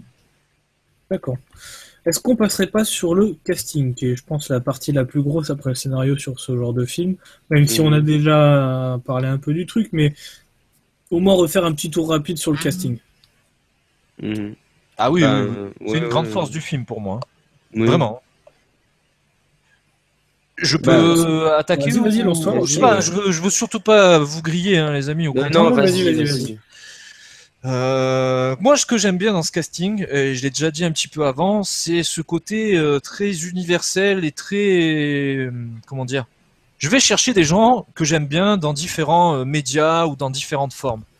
Revoir Bernard Farcy, Dominique Pinon, Nicolas Marié, qui était déjà dans des sketchs, Nicolas Marié du Palmacho, mais qui est un acteur plutôt connu en théâtre ou en cinéma. Des acteurs populaires, des vrais acteurs populaires. Pas le Cerbère maléfique du cinéma français, Kev Adams, Cadmerade et mon ami. Il y a Cadmerade. Oui, il y a Cadmerade, c'est l'exception. Et encore, je trouve qu'il a beaucoup de recul. C'est comme Florence Foresti. Elle a déjà fait des sketchs avec eux. Elle vient, elle a un tout petit rôle. Elle est restée à sa place. Pas forcément genre, c'est moi la vedette, c'est moi qu'on met en avant. Les vedettes, c'est Grégoire Ludig, David Marsay et Jonathan Barré. C'est leur film. Et ça, je trouve que c'est cool. Après, t'as Jonathan Cohen, Kian Kojandi, donc Serge Le Mito et le mec de Bref. Voilà, si t'aimes bien l'humour Canal+, nouvelle génération, tu les as. Internet, on en a parlé. Il y a des gens qui étaient régulièrement dans leurs sketchs. Baptiste Le Caplin, Thomas VDB, que je trouve très intéressant, que j'aimerais voir beaucoup plus souvent, tout comme Julien Pestel, le pichon. L'espèce de raclure du film, on va dire ça comme ça, que je trouve, Pipou. Avec Max, Léon et Pipou. Que je trouve vraiment excellent. Julien Pestel, je trouve que c'est un acteur que j'aimerais voir davantage. On le voit beaucoup au Golden Moustache et compagnie, chez le Palmacho, mais je pense qu'il a vraiment une gueule à faire beaucoup plus de cinéma. Il y a vraiment un don comique. Je suis sûr qu'il peut jouer des choses assez sérieuses aussi. Au niveau féminin, bon, c'est la guerre, effectivement, il n'y a pas beaucoup de femmes. Il y a la très jolie Alice Vial et très talentueuse, parce que bon, c'est pas que le physique qui compte au cinéma, même si ça y joue beaucoup, mais je pense qu'elle a beaucoup de talent surtout. J'espère qu'on les reverra, tous ces gens, ensemble ou dans d'autres projets. Je trouve que c'est plutôt cool d'avoir cette variété d'acteurs qui viennent d'univers très différents, qui sont plus ou moins connus. Alban Lenoir dans Max et Léon, je suis désolé, j'ai l'impression de voir la Lazy Company et ça me fait plaisir. Une méchante série française qui mériterait d'avoir beaucoup plus de saisons, qui s'est arrêtée à la 3e, où il joue dedans un militaire américain. Bon, ben là, il fait un résistant. Le voir dans ce contexte de l'époque, ça rappelle des bons souvenirs, donc ça m'a fait plaisir. Après, le gars qui joue Pichon, en parlant un peu de jeu d'acteur, je trouvais qu'à certains moments, c'était un peu de la caricature. Est-ce que c'est pas le personnage qui veut ça? Oui, ça se veut. Après, je trouve que c'est un peu trop appuyé. C'est-à-dire qu'il y a des moments où je me dis, ouais, bon, ça fait vraiment cliché. Même si c'est le but, Mais de finesse en moins. Attention, je suis pas en train de comparer les deux mecs, mais j'aime bien ce type de personnage. C'était plus dans le corps. C'était plus dans le corps que dans l'esprit. Oui. Tu vois. Oui, attention, je suis pas en train de dire que le jeune c'est le prochain de Funès. Hein. J'aime pas tout faire. Mais encore une fois, tu écris tes personnages sur des références de films où tu retrouves des gens comme ces acteurs français de l'époque, de Funès ou Bourvil ou tout ce que tu veux. Je les retrouve un petit peu à la sauce Palmacho, mais je les retrouve un petit peu. Il y a une bonne gestion d'acteurs, je trouve. Surtout que c'est un film, on peut vraiment l'appeler pour moi un film choral. Il y a des gens de tous les horizons, de tous les âges. Il y a des gens de toutes les couleurs aussi. C'est bien, un film de guerre, on aurait pu rester sur des bons blancs bien ariens, pour rester dans le contexte. Non, il y a de tout, et pas forcément en disant, bah lui c'est le noir, et lui c'est l'arabe, et lui c'est le juif. Non, c'est des mecs qui sont là, ils jouent leur rôle de militaire, de résistant. On n'est pas tombé au niveau du personnage, on n'est pas tombé dans de la caricature facile, comme on a pu avoir dans les dernières comédies françaises. Genre, à un moment, il y a même un clin d'œil qui est fait enfin, en tout cas, je trouve que ça, je le prends en tout cas comme un clin d'œil aux combattants français d'origine noire. Les tirailleurs sénégalais. Voilà, qui Oui. sont pas forcément mis en avant dans les films de guerre, encore moins dans les films de guerre humoristes. Oui. Donc je trouvais que c'était très bien de le montrer et on tombe pas dans la facilité de bon le sketch est drôle parce que du coup le gars le gars est noir avec un accent noir, il essaie de se faire passer pour un Allemand, forcément ça passe pas. C'est Bah très oui. drôle, mais c'est pas mais en fait C'est pas méchant. les dialogues à ce moment-là quand il essaie de lui dire que de toute façon ça passera pas, mais lui il veut le faire quand même parce qu'il veut à tout prix sortir de là. Enfin voilà, c'est une scène et des dialogues qui font que le truc est drôle sans tomber dans le lourd et le facile en fait. Mais tu peux le faire, c'est dans le prisme de la guerre avec des nazis. Il n'y a pas plus de pire ordure, donc tu peux glisser 2-3 blagues un peu douteuses sur la couleur, l'origine ou quoi que ce soit. Même Mais sur les juifs. c'est surtout en fait la manière de ils en voient l'amener. quand même. Voilà, exactement. De la manière de l'amener, tu te dis non, le mec va pas le faire. Parce que c'est trop drôle. Et il le fait quand même. C'est ça qui est drôle. C'est que tu t'y crois pas au début quand il est en train de raconter l'histoire, tu dis non, il va pas le faire. Et au final, tu les vois tous sortir en habit allemand et l'autre qui est en plein milieu et ça se voit direct. Forcément, tu te dis ah putain les cons ils l'ont fait. Mais ouais, enfin moi j'ai trouvé ça extrêmement drôle en tout cas et sans tomber dans le côté lourdingue de ouais les noirs et plein et blagues de beauf et tout ça. Ouais. Non, Alors non, qu'ils auraient pu tomber dans cette facilité très cinéma français hein, pour le coup en plus. Donc. Ouais, c'est vrai. Ouais. Et tu vois, pour parler des personnages principaux, moi, j'ai pas été forcément, du coup, je le répète, sensible à l'humour, mais le personnage interprété par David Marsay, donc Max, je trouve ça passait, parce qu'il a un peu un caractère. Bah après, c'est dans son écriture, il a un caractère un peu plus attachant, tu Oui. vois, un peu tête à claque à qui on s'attache. Mais par contre, je peux vous dire que le personnage incarné par Grégoire Ludig, si t'es pas réceptif à son humour de beauf, les blagues sans cesse sur le cul, je peux te dire comment j'en avais ras le cul à la fin. Ah bah oui, Il devient oui, vite oui. insupportable. Ça peut être énervant effectivement. L'autre il a un côté Et plus sur ce point-là, un peu Après, c'est voulu. nonchalant. Ouais. Ouais. parce que Après, il surjoue beaucoup Grégoire Ludig, mais ça sert ça sert dans le comics si t'es réceptif. Mais Bien sûr. il surjoue et moi personnellement, j'ai pas du tout accroché à ce personnage. moi, j'ai pas trouvé bizarrement. Parce que j'avais justement peur que ça soit le cas en fait. Parce que vu qu'il joue un peu à un personnage qui se veut virer, ainsi de suite, je me suis dit, ouais, bon, mais je trouvais justement, non, qu'il arrivait à être juste en fait dans ce rôle-là. Il arrivait à alterner plusieurs facettes du personnage, le charmeur, le gros beauf, le jeu le peureux, enfin voilà, il joue plusieurs facettes. Et justement, j'avais peur que ça soit constamment du surjeu, parce que vu que c'est un personnage assez caricatural, justement, non, pour le coup, là, je me suis dit, ah tiens, oui. Ouais, c'est une question de sensibilité aussi à l'humour et à l'écriture du personnage en lui-même. Tu aimes ou tu Ouais. détestes. Ouais, mais en tout C'est cas, pas mais qu'il est mal il m'a écrit, fait- c'est que soit tu aimes ou t'aimes pas en fait. Ouais, Ouais. Enfin, moi, il m'a bien fait marrer, tu vois, quand il dit, ouais, moi, je suis marié au vent, c'est ce genre de truc, tu vois, tu vois, ça m'a bien fait marrer, tu vois. Je suis marié avec le vent. En plus, il te dit ça avec sa tête, avec sa moustache là. Qu'est-ce que tu veux Ah, pas mais oui, par contre, la moustache, mais vraiment, très bonne idée. Tu sais, c'est un truc tout con. C'est vraiment un truc tout con, mais Ça la remet moustache. dans l'époque en fait. Ouais, c'est ça. C'est ça. Mais genre, C'est vraiment. un truc qui est démodé mais qui dans le contexte. Ah, c'est très ça stylé. Hein. marche super bien, quoi. Ça marche super bien. À aucun moment, je me suis dit, putain, c'est ridicule. Tu vois, je me suis dit, non, putain, ça le fait et tout. Ça fait pas de mec C'est déguisé. cool. Non. Ouais, c'est pas ça, on n'est pas dans on se déguise comme dans d'autres films où tu vas mettre 2-3 mauvais cosplays et allez en avant, hop, on est parti, 1001 nuits, on y est. Ouais, pas du tout. Mais là, oui, la Seconde Guerre mondiale avec les coupes et les têtes de con, même la façon de parler, ce côté un peu franchouillard. Tout à l'heure, on parlait d'Astier, de Simon Astier, mais le côté très franchouillard, un peu à la Camelote, dans cette façon de parler vite. D'enchaîner les vieilles expressions, les vieux délires. Je trouvais qu'on en retrouvait un petit peu ça. C'est vraiment la comédie et le cinéma populaire dans le sens noble du terme.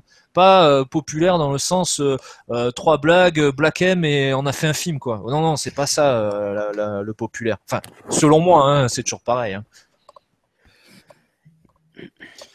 Et puis Oui, vas-y. pour rebondir sur les caméos, parce que bon, les caméos, c'est un peu la force du film. Tout le monde me dit ils sont énormes. Moi, je trouve que c'est un peu inégal. Donc, il y a des caméos qui marchent vraiment bien. Donc, celui de Cadmera, de Monsieur Poulpe, les séquences-là, je pense, même moi, c'est vraiment les séquences que j'ai vraiment bien mis dans ce film. Après, je trouve qu'il y en a qui sont quand même un peu inutiles. Christophe Lambert, ça passe. Même Ah, si c'est le perso, producteur, c'est le producteur ouais, aussi. encore une fois, Je pense. ça m'a pas, j'ai pas rigolé j'ai pas été vraiment emballé, mais ça passe. Par contre, Philippe Duquesne et justement, tout à l'heure, Anto parlait de Baptiste Le Caplin, son caméo à la fin, il est inutile. Je pense que c'est un peu pour dire, bon, allez, c'est vrai qu'il y a un peu la sensation, bon, on C'est, les met, il faut les voir, ça nous fait plaisir. voilà, c'est encore une fois dans la démarche que je disais, ils veulent se faire plaisir, ils veulent mettre leurs potes, ils veulent faire ce qu'ils ont envie, et il y a, tous les caméos sont pas forcément utiles au film. C'est vrai, ouais. C'est vrai qu'on peut aussi le voir comme ça, je comprends. Et Ouais, Bernard Farcy qui a été adoré, même moi j'adore Bernard Farcy, c'est voilà. Le À commissaire, quand quelques même. moments, je trouve, il fait un peu trop quand même. Après, c'est dans le personnage, je conçois tout à fait. Mais des fois, c'était un peu trop C'est pour moi. burlesque, ça va avec le style aussi, mais oui, c'est fatigant aussi, hein. Tu te tapes 2-3 heures de farci, tu te le farcis sans faire de mauvais Et jeux de après, mots, Philippe, et c'est- déjà dans Taxi, il était. Ah, mais dans Taxi, au niveau du surjeu, il était là, mais ça restait drôle parce qu'il jouait un mec qui était complètement cintré en fait. Ouais, oui. ouais, Et ouais. surtout à Marseille, je peux vous dire que l'avant-première dans la région de Marseille, Bernard Farcy qui arrive, je peux te dire que les mecs Ah Taxi bah, lui ont fait tous les dialogues, il a refait lui-même. Enfin, c'est un c'est son sacré personnage argument, hein. aussi. Et Célestin de Vichy, best blague du film, entre autres, c'est énorme. Et je trouve qu'il le fait bien, quoi. Ah L'espèce oui, de oui. bof, mais C'est méchant. ça. Autant les autres, ils sont gentils, mais lui, c'est vraiment Et le en coup à plus, peau, quoi. ouais, Hein, ouais, c'est ça, mais en hein. plus, il a un petit côté, tu vois, péteux et tout, Ouais, qui est super avec sa cool, petite quoi. moustache fine Genre quand et il essaie de draguer la nana, Ah, ça m'a et la kiffé. scène quand il essaie de la draguer, elle est magique celle-là aussi, ah putain. Ah là, le malaise. C'est Le ça, malaise la de cette lourdeur. scène est tellement drôle. c'est ça. Il y a un C'était autre excellent. point aussi que je voulais reprendre. J'avais souvent la sensation, en regardant un peu les sketchs du Palmacho, qu'il y avait un des deux acteurs, donc Grégoire et David. Il y avait toujours Grégoire que je trouvais beaucoup plus percutant, beaucoup plus marquant. Je pense que c'est celui dans les duos. Il y en a toujours un qui perce un peu plus, qu'on voit un peu plus. Et Mais je c'est le pense que leader, voilà, c'est le leader Grégoire. Et je trouve que dans le clairement. film, David et Grégoire sont au même niveau. Il y a vraiment une maîtrise. Il n'y en a pas un que j'ai trouvé plus drôle ou moins intéressant que l'autre. Je les ai trouvés tous les deux très bons quand ils étaient, on va dire, seuls, même s'ils sont souvent ensemble. Ils arrivent à être très bons dans leurs prestations personnelles, mais également dans leur duo. C'est des potes, ils se connaissent depuis le lycée, ou je sais plus. Enfin bon, on compte plus les années d'amitié, je pense, entre les deux et les trois pour le coup avec le réalisateur. Mais ça se voit à l'écran. Il y a vraiment un dosage au niveau de la présence des deux et de leur rapport à l'histoire que j'ai trouvé super intéressant. Parce que des fois, ça manquait un peu dans les sketchs. Souvent, je me disais, putain, mais moi, je l'aime bien, David. Dommage que, bon, il fait super bien le rôle des femmes, ok, super, dans le Palmacho, mais je voulais le voir dans des rôles plus percutants. Si tu penses au Palmacho, le premier qui te vient à l'esprit, je sais pas vous, mais moi, c'est Grégoire qui me vient à l'esprit. Bah, avec le film, quand je pense à Max et Léon, je pense aux deux. Je trouvais qu'il y avait un bon équilibre entre les deux héros et Ah, moi, les je deux les personnages. ai, moi toujours, depuis toujours, je les ai toujours trouvés à pied d'égalité, hein, les deux. Après, c'est une Les... question de sensibilité, mais je trouve que cette sensibilité que moi j'avais sur les sketchs, bah, je l'ai plus grâce au film, en fait. Je me Enfin, par disais, exemple, bah, moi, je trouve que David, lui, il a plus de, il a plus comment dire, je trouve qu'il a plus de rôles dans son bagage. Quand je dis plus de rôles dans son bagage, c'est-à-dire que de il variété de peut jeu. ouais, qu'il peut jouer plus de choses que Grégoire. Grégoire peut-être aussi a le côté très gueulard, très bof, très Ouais, il le massif, fait autant souvent, il le fait souvent, physiquement que ça. dans la voix et dans la façon de jouer. Donc forcément, dans la rue, quand t'entends un mec gueuler, bah, tu vas le regarder plus que le mec qui est tranquille et qui passe et qui dit rien. Donc forcément, c'est celui que tu remarques plus facilement aussi. Puis Grégoire aussi a une carrière cinéma un peu plus développée que David pour le Ouais, coup. c'est vrai, ouais. Il a fait pas mal de petits films, pas forcément Ouais, des fois, des c'était pas très terrible. grands rôles, hein, quoi qu'il y ait un ou deux films comédie romantique à la française où il est plutôt bon dedans. De toute façon, je le trouve plutôt intéressant à chaque fois. Ou forcément, c'est, on va dire, même si on montre à des gens qui connaissent pas le Palmacho, il est possible qu'on reconnaisse plus facilement Grégoire que David. Et pour le coup, dans le film, je trouve que les deux sont vraiment Max et Léon. Ils sont là, quoi. C'est les deux. C'est pas Léon et un peu Max ou le contraire. C'était même une volonté du Real et du duo du Palmacho. J'avais lu qu'ils avaient dit justement sur cet aspect-là, ils s'étaient beaucoup inspirés du film La Grande Vadrouille. Donc le duo Bourvil de Funès qui marche bien. Et ils ont dit quelque chose, personne, j'ai pas fait attention, mais sur presque tous les plans, ils sont à deux. Il y a quasiment aucun plan. Ouais, ils sont séparés. Ouais, ils y ont fait attention justement pour vraiment créer une complicité. Et tu vois qu'on s'attache aux deux, que comme dit Anto, qu'il n'y en ait pas un qui se démarque de l'autre. Quasiment tous les plans ils sont à deux et du coup ça renforce. On pense plus au duo. C'est le film de Max et Léon et pas le film de Max et un petit peu Léon ou le contraire. Ouais, effectivement. Effectivement, sur ce point-là, en revoyant le film, je ferai attention à cette notion de ils sont toujours ensemble à l'image. Ouais, c'est leur film, quoi. On ment pas sur l'affiche et sur la volonté d'avoir un duo d'acteurs. Ça sent qu'ils avaient envie de faire vraiment un film à deux. Ouais. C'est l'amitié. Moi, je trouve que ça a beaucoup de simplicité, d'humilité et d'amitié, notamment avec le casting, où tu sens que c'est pas on a mis l'acteur vendeur, on a mis l'acteur que les jeunes vont apprécier pour être sûr que les jeunes viendront, que le beau gosse du moment pour être sûr que les meufs ou les gens qui apprécient le beau gosse, je sais pas, on n'a pas mis Matt Pokora pour te faire venir les minettes, pour résumer, faire très caricatural. C'est leurs potes, tu les as déjà vus ensemble.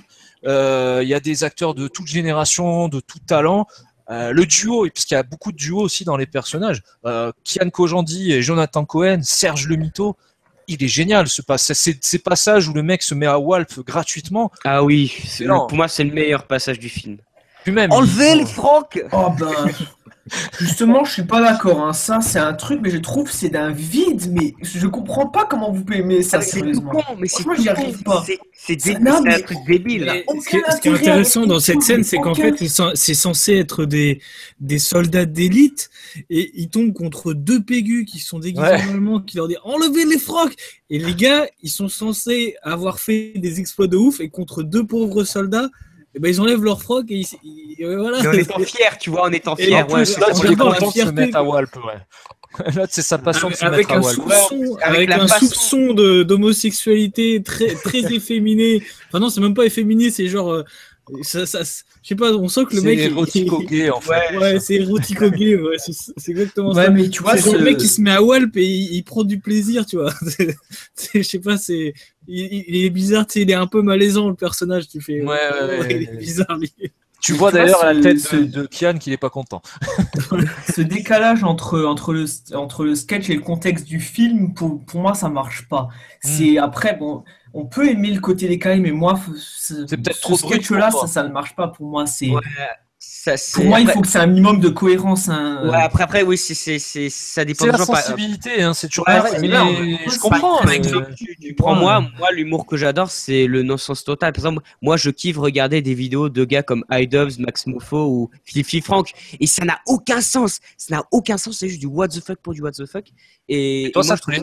Oui, moi, ça me plaît parce que je vois ça rarement, donc je délire quand je regarde ce truc. Donc à ce moment-là, mais j'en pouvais plus, quoi. Moi, j'étais en mode putain. En fait, c'est tellement inattendu et tu ne sais pas, mais où est-ce qu'ils vont, ça va où là? Mais je soupçonne que cette scène comporte quand même 50% d'improvisation.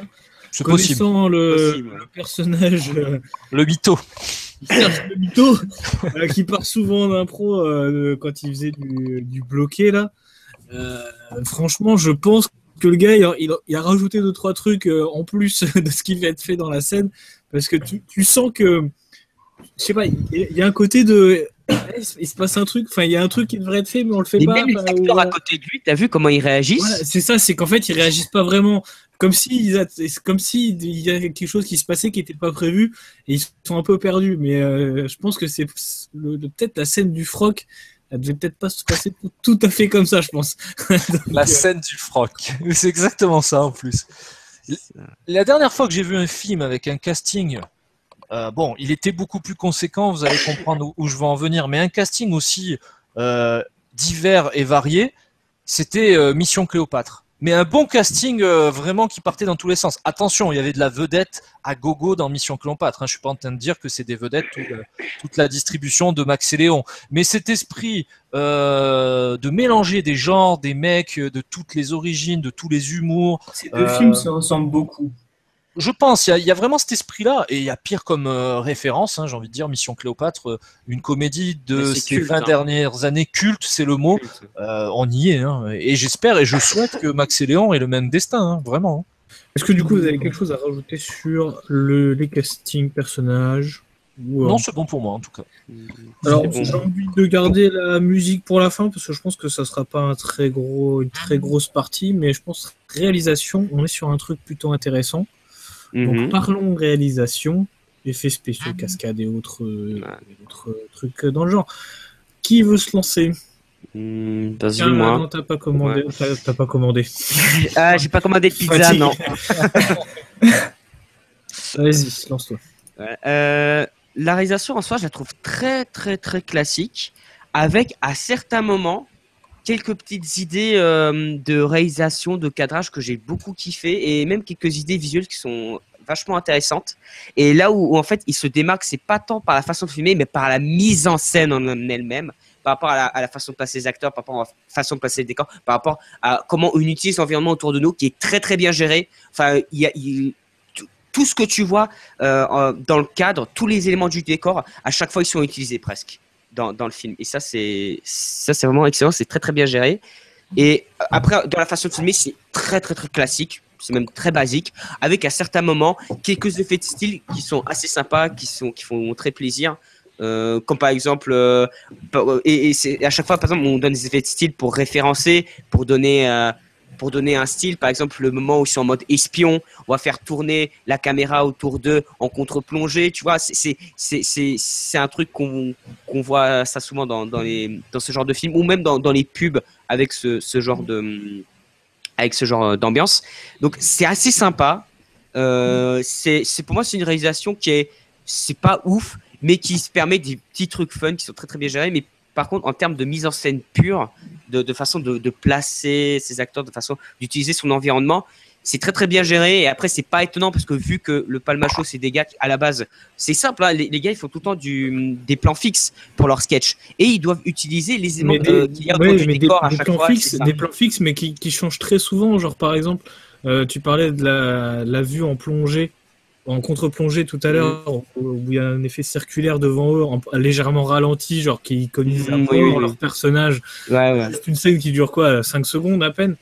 Mais on retrouve ces éléments de réalisation dans leur sketch aussi, parce que comme tu disais, c'était des plans fixes. Mais il y a des manières de poser la caméra, genre quand ils faisaient les répliques de genre façon, j'allais dire NCS, mais c'est pas NCS, c'est... Et les experts. Les experts, voilà. Où il y a cette fameuse caméra en contre-plongée qui est posée, cadre fixe, mais voilà, ça donne tout de suite le ton du truc. On reconnaît tout de suite la parodie de ce qu'ils sont en train de faire. Et du coup, dans le film, le gars, il a toujours les mêmes techniques. Bon, c'est pas que du plan fixe, mais franchement. Ouais, mais en plus, il se permet quelques trucs. Par exemple, la scène de parcours. Alors, je sais plus c'est quelle ville là en Syrie. Tu vois, c'était super cool, tu vois. Et en plus, il y avait plein d'idées toutes connes en utilisant en plus de leur chant. Par exemple, le coup du tapis volant, tu vois. Tu t'imagines vraiment que c'est sur un tapis volant, mais en fait, non, c'est pour de faux. Et franchement, et même en termes de montage, ouais. Je trouve que le montage est vraiment bien foutu dans ce film. Il est très, très bien géré, parce que toujours dans les comédies, des fois, le montage, il est extrêmement important, parce qu'un montage, la rythmique pour ponctuer un sketch ou quoi que ce soit, c'est extrêmement important. Et vraiment, le montage, dans certaines scènes, comme par exemple, voilà, la scène où ils sont en mode parcours, ici, le montage, je trouve qu'il est extrêmement bien géré. Et pareil, dans d'autres séquences, de sketch, le montage, franchement, du bon boulot, quoi. Et 10 millions d'euros ou 11 millions d'euros pour ce résultat-là. Pour rappel, Superchondriac, c'est 3 fois plus. Ouais. Et encore, c'est un Superchondriac qui avait 2-3 délires intéressants. C'est un petit film moyen en France. 10-11 millions, c'est petit film moyen. Moi, je le trouve plutôt intéressant. Hein. Et pourtant, quand on regarde, par exemple, Les Visiteurs 3, ils avaient sorti pour excuse le budget, les costumes et les décors, les Bah, machins. c'est les salaires. Et bah, c'est les salaires. quand tu regardes Max et Léon, niveau justement utilisation de véhicules d'époque, Oui. enfin, après, je pense qu'il y a aussi des répliques, mais voilà, il y a quand même Ou peut-être des Moto, personnes, des camion, collectionneurs. Hein. ouais, Pas oui, il y du a tout, des tu fais appel à des collectionneurs, mais collectionneurs justement qui les en parlent. collectionneurs, pour avoir travaillé le sujet avec Andy sur le format qu'on va faire sur la chaîne, par exemple, on voulait avoir la voiture de Ghostbusters. Ça coûte 7000 € à la journée Ouais, pour c'est- juste l'avoir derrière dans le truc. Tu la pilotes même pas, hein. C'est juste aller garer exposition, derrière. quoi. Voilà, c'est 7000 €.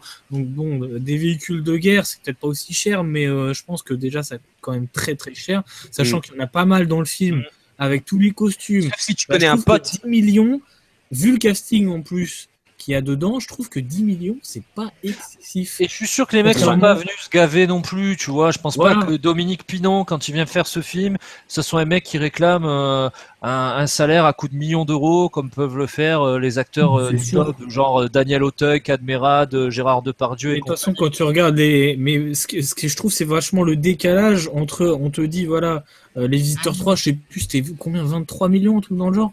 Je sais pas. Ouais, Oui, plus de oui, 20 c'est millions, ça. je pense. Hein. Ça- Et ils sont allés tourner en République Ouais, tchèque. Mais, pour que ça ouais, coûte c'est moins moins cher. cher. Ouais. Mais c'est les salaires. Quand tu t'as Franck Dubosc, Ah oui, de toute façon, si tu le vois direct, Jean hein. Reno. Jean Reno, tu payes. Hein. Au niveau Ah des oui, ah oui, costumes, oui. c'était pas ouf. Au niveau des décors, bah, c'était pas ouf non plus. Bon, ça faisait très carton-pâte. Hein. Alors que là, je suis désolé, mais dans Max et Léon, oui, Ah, t'as c'est ce qu'il faut, authentique, quoi. ça paraît authentique Ce en qu'il tout faut. cas. Et puis il y a cette culture de la parodie qui consiste souvent à analyser, parce qu'à mon avis, quand tu fais de la parodie, t'en bouffes du contenu original. C'est tu analyses ce que tu vois, tu comprends les codes, tu les grossis légèrement, mais sans tomber dans le grossier. C'est ça la difficulté de la parodie. Donc forcément, la gymnastique en termes de montage dont tu parlais Adam, je partage ton avis sur la rythmique du montage qui est aussi importante que la rythmique de l'humour. L'un sans l'autre, c'est pas possible. Et ben, tu le sens, tu vois. Tu leur dis, faites un film de guerre avec votre humour, avec vos collègues, avec peu de moyens, même si c'est pas non plus le pire budget. Mais bon, pour un premier film, on n'est pas sur des super grosses productions. Super Chondriac, c'est 3 fois plus. Les Visiteurs 3, c'est 2 fois plus. Ouais, le résultat, ça fait pro, ça fait cinéma, ça fait pas vidéo internet ou sketch à la télévision. Il y a des explosions, il y a un petit côté Michael Bay là sur l'attaque du camp au début du film que Avec je les trouve grenades. intéressante.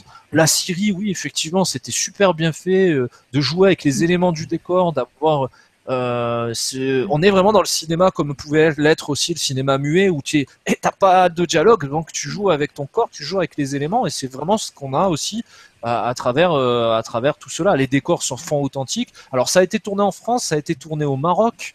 Bon, c'est pas compliqué non plus d'aller au Maroc, mais amener toute une équipe de tournage au Maroc, ça doit pas être non plus. La plupart évident du temps, à tu organiser, utilises une équipe qui est déjà sur place. Hein. Bon, Quand tu à la vas, limite, oui. la Tu plupart vas du avec, temps. Hein. tu T'as vas une équipe avec, sur place. Tu prends juste tes importants, donc ton chef-op, ton oui, assistant la réal, structure ouais, les direction, on chefs, va dire ça les comme ça. chefs de chaque. Mais bon, de je chaque trouve que pour corps. un premier film, tu te fais le kiff d'aller au Maroc, de tourner dans des décors avec des véhicules d'époque, que ça soit des répliques ou pas. L'illusion est là, on s'en fout, tu vois. Les costumes, il n'y a pas un côté cheap, un peu clochard. J'ai pas eu l'impression Non. d'avoir un truc où je me dis ah, il manquait un peu de moyens quand même, tu vois. C'est pas mal, mais il manque un peu de moyens. Non, j'ai vu une vraie comédie d'aventure populaire avec tout ce qu'il faut dedans, la guerre, les explosions. Enfin, tout ce qu'il faut, quoi. Les mecs se font des kiffs à faire des comédies musicales, ils se font des kiffs à faire Ah des oui. parodies d'émissions de télé, de télévision, des publicités. Avec 10 millions, ils t'ont fait quelque chose d'intéressant. Tu vois que derrière, il y a une créativité, une réflexion. Ils n'ont pas fait le film sur un coup de tête en se disant putain, il y a du pognon à se faire là, il faut qu'on y aille. On attend que nous, il faut qu'on le fasse. Non, il y a vraiment une proposition de cinéma pour moi. Je vous ai laissé de marbre avec mes propos. Je pense que Maxime, t'as pas encore donné ton avis. Maxime, si tu as des choses à dire sur la réalisation. Ouais, bah, c'est là où les références, ça me gênait un peu plus au niveau du récit. Au niveau de la réa, effectivement, elles sont pas mal. Donc, les plans d'action sont vraiment bien foutus pour une comédie à 11 millions.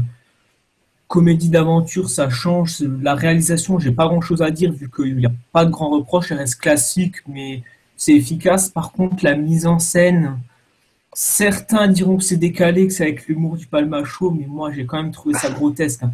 Ça va avec l'écriture, avec leur écriture, que je trouve elle aussi un peu grotesque sur leur sketch. Je vais prendre l'exemple peut-être de certaines situations. Cette séquence où il y a le sketch du chien et du chat. Ah oui, dans le placard. Ah, oui. Voilà, Oui. dans le placard. Ils font des bruits, ils vont voir, ils les voient en train de faire le chien et le chat. Franchement, mais enfin, vous avez rigolé là-dessus, vous? Bah, Ah oui, non, moi, ce qui m'a fait marrer. Ce qui m'a fait marrer, c'est quand on voit le chat et le chien à côté des Allemands.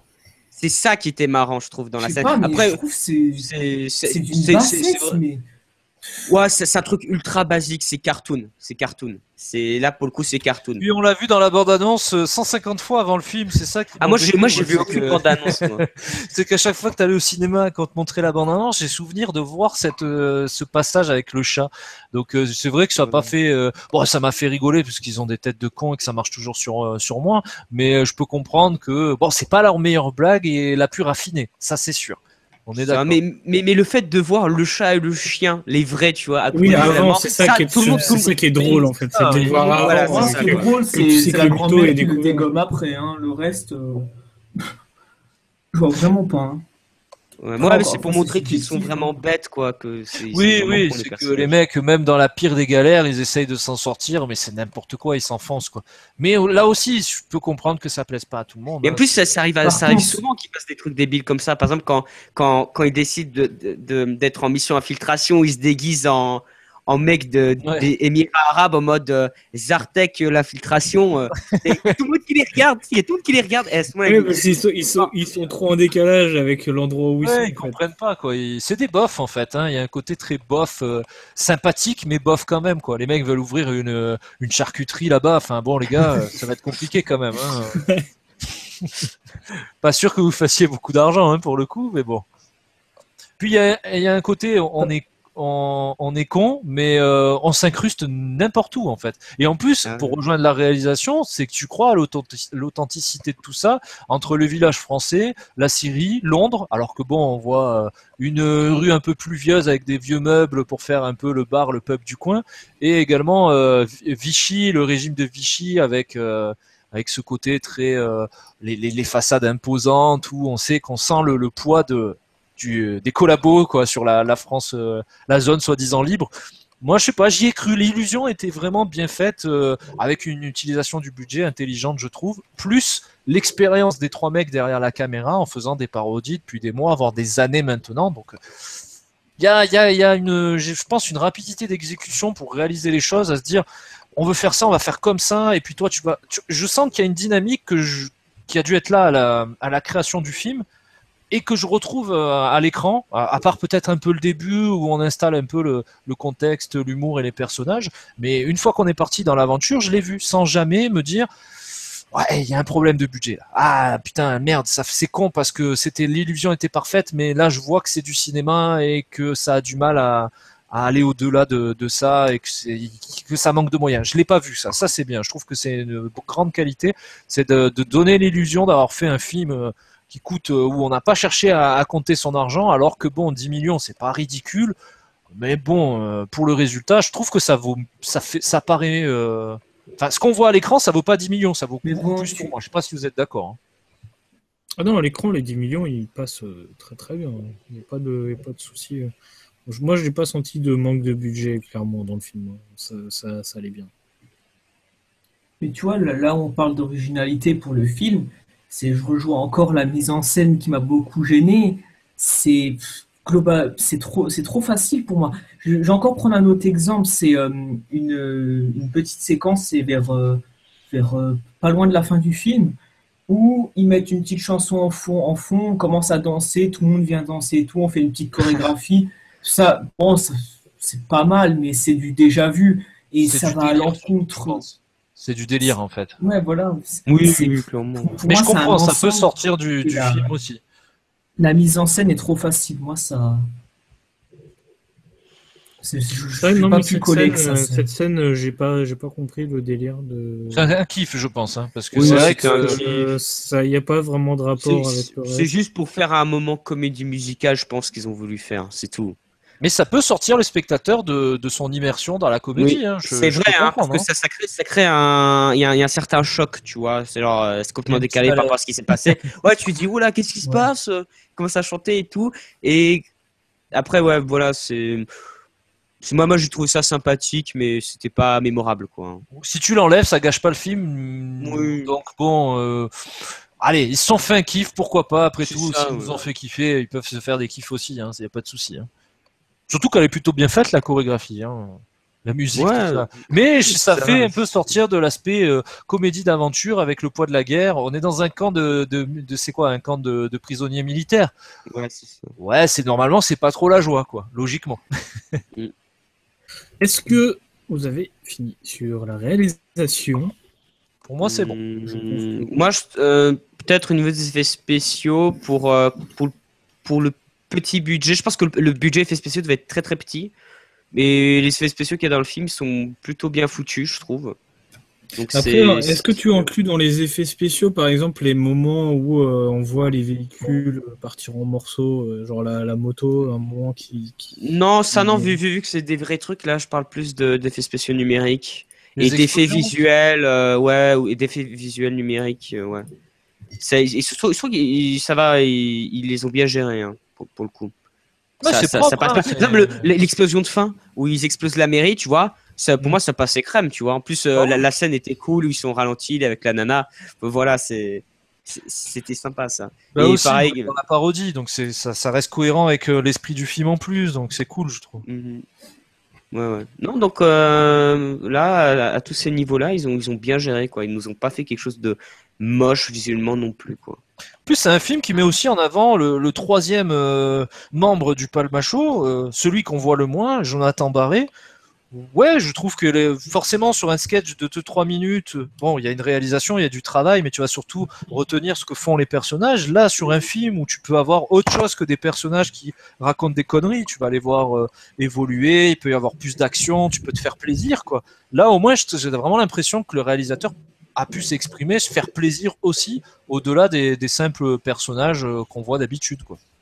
Du simple duo qui est, bah ouais, forcément, c'est la partie visible du trio, donc on ne voit que. Là, j'ai aimé aussi le fait de pouvoir voir un réalisateur qui peut aussi s'exprimer au-delà de ses personnages. Mm. Et qui a une bonne mise en scène, qui Franchement, sait utiliser ce qu'il a. En fait, Voilà.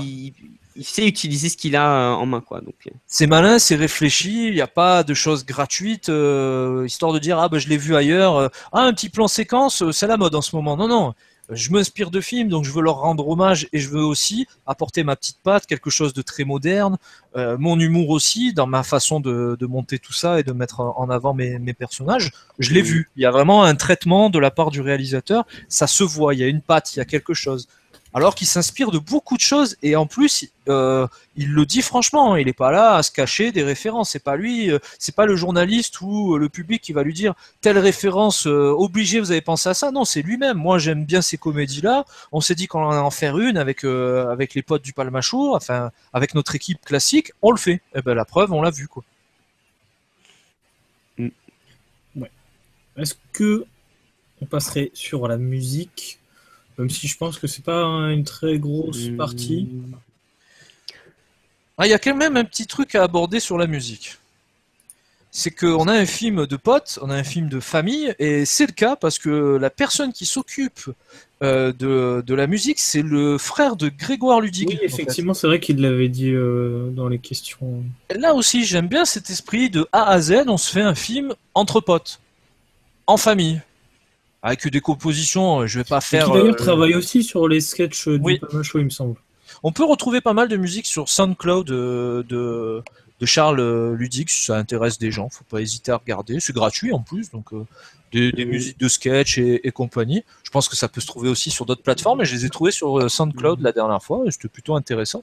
Après, la musique du film, moi je la trouve plutôt bien. On est dans C'est la musique d'aventure. Voilà, l'aventure. Voilà, l'aventure. Film C'est de vraiment guerre. la musique classique d'aventure et franchement, ça correspond au film parfaitement et c'est très très cool. Soit le petit passage comédie musicale, je pense à ce Charles Ludig, il a dû se faire plaisir. Enfin, c'est kiffant de faire des musiques sur des petits trucs de comédie. Attention, il faut pas non plus que ça soit un kiff personnel et que le public sorte un peu de ton film. C'était peut-être le danger. Il y a un petit risque là-dessus. Pourquoi pas? Au moins, ils ont eu les couilles d'aller jusqu'au bout de leur délire, en fait.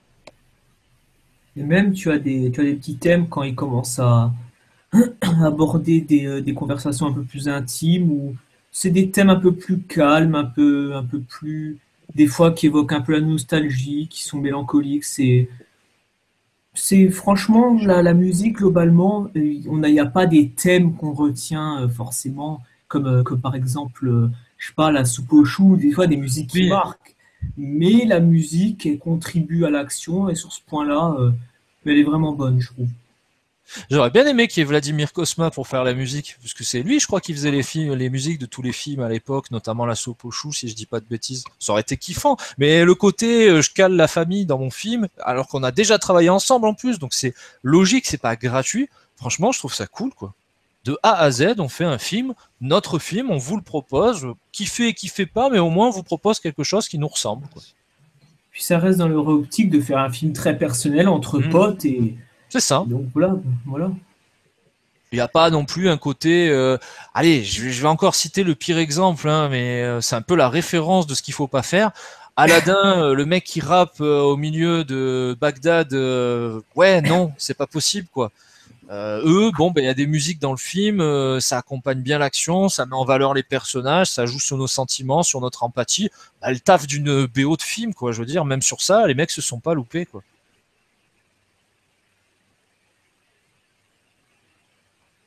Je vous laisse encore sans voix et je m'en excuse. En fait, j'étais en train de parler, mais j'avais coupé mon micro. Donc ah, pardon.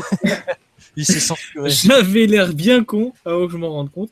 Plaisir. Putain, mais Adam ou Maxime, est-ce que vous avez quelque chose à rajouter sur la musique?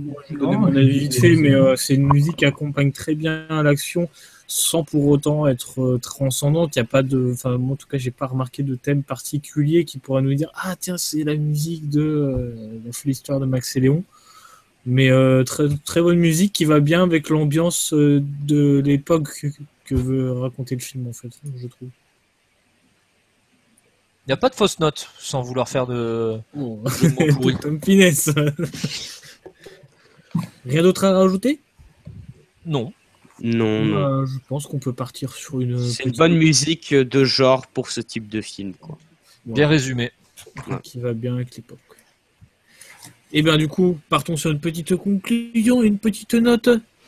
Parce que du coup, on a fait quand même un petit débat bien sympathique hein, sur ce film. Et je m'attendais vraiment à ce qu'il y ait plus de monde quand même sur le film. Et finalement, les gens Et en étaient plus, assez timides. Un truc à noter, c'est que je pense que c'est la première fois qu'on parle d'un bon film français lors d'une table ronde. Oui, c'est à noter. C'est bon. Alors, si, on avait fait commencer loin, mais on l'a pas fait Oui. vraiment en table ronde. C'était pendant un live de fin d'année. On avait parlé de Star Wars 7 aussi en même temps, qu'on n'a pas fait non plus en table ronde. Et du coup, on avait fait ça un peu à l'arrache, une table ronde improvisée vraiment, vraiment au dernier moment. Mais on avait fait commencer loin, mais je crois que je vais même pas noter les notes quelque part. Mais on va dire officiellement, c'est le premier. Voilà. Bah, je suis content que ça soit celui-là d'ailleurs. Voilà, moi aussi. Allons-y. Qui veut se lancer pour les notes? Est-ce qu'on peut garder Maxime pour la fin? C'est ce que j'allais dire. J'ai envie d'avoir Maxime à la fin. Parce que je sens qu'il n'a pas aimé, mais j'ai envie de savoir sa note à la fin pour le petit piquant de Ah. fin. Voilà. Petit suspense. Adam ou Anthony ou même moi, je peux le faire maintenant si vous voulez, il n'y a pas de souci. Ouais, je vais le faire. Pas Vas-y, tout mon Nico. présentateur à la fin, je le fais en premier, comme ça c'est fait. Bah moi j'ai kiffé le film. Je sais plus combien j'avais mis à commencer loin, mais je pense que j'ai eu autant de plaisir à voir commencer loin et la folle histoire de Max et Léon, parce que j'ai vraiment beaucoup ri assez régulièrement. C'est un humour que j'adore. Après, je trouve pas que c'est tout à fait le même humour que quand ils font leur sketch. Il est légèrement différent, mais on reconnaît la patte quand même du duo. Niveau réel, ça tient parfaitement la route. Je veux dire, il n'y a pas de fausses notes. Donc, je dirais même pas que ça fait le taf, c'est même un peu plus que ça pour moi. Donc c'est pour ça que je lui mettrais un 16, parce que j'ai passé un vraiment bon moment devant le film. Il mériterait peut-être même plus, mais de toute façon, il faudrait que je le revoie, parce que voilà, je l'ai vu dans des conditions particulières où c'est des gens qui viennent à une avant-première, donc tu as une ambiance de gens qui sont déjà Conquis. ok pour le film, voilà. Donc t'es pas dans une ambiance entre guillemets normale d'une salle où tu vas n'importe quand dans la journée. Là, tu viens avec des gens qui sont déjà fans en grande partie du duo, donc forcément ils vont normalement aimer le film si le film est bon. Donc là, le film est bon pour la plupart des gens. Donc forcément, les gens qui sont dans la salle, ils rigolent tous avec toi parce que voilà, ils sont dans le truc. Donc il faudrait que je le voie dans des conditions normales, peut-être que, mais je pense que de toute façon, je le mettrai plus. Mais dans l'état actuel des choses, j'ai vraiment kiffé. Allez, si je lui mets un 16,5, voilà. Générosité. Voilà. Le petit 0,5 en plus qui fait plaisir. Eh bien, Adam, tiens, t'as fait un bruit juste à ce moment-là. Ouais, bah, pareil, voilà, j'ai beaucoup aimé le film, j'ai beaucoup ri, j'ai passé un très très bon moment dessus. Voilà, je trouve voilà, c'est une bonne comédie que je reverrai sûrement parce que vraiment, j'ai passé un chouette moment devant et je lui mettrai la note de 16. Voilà. D'accord. Cette générosité, c'est beau. Dans de bonne humeur. Anthony.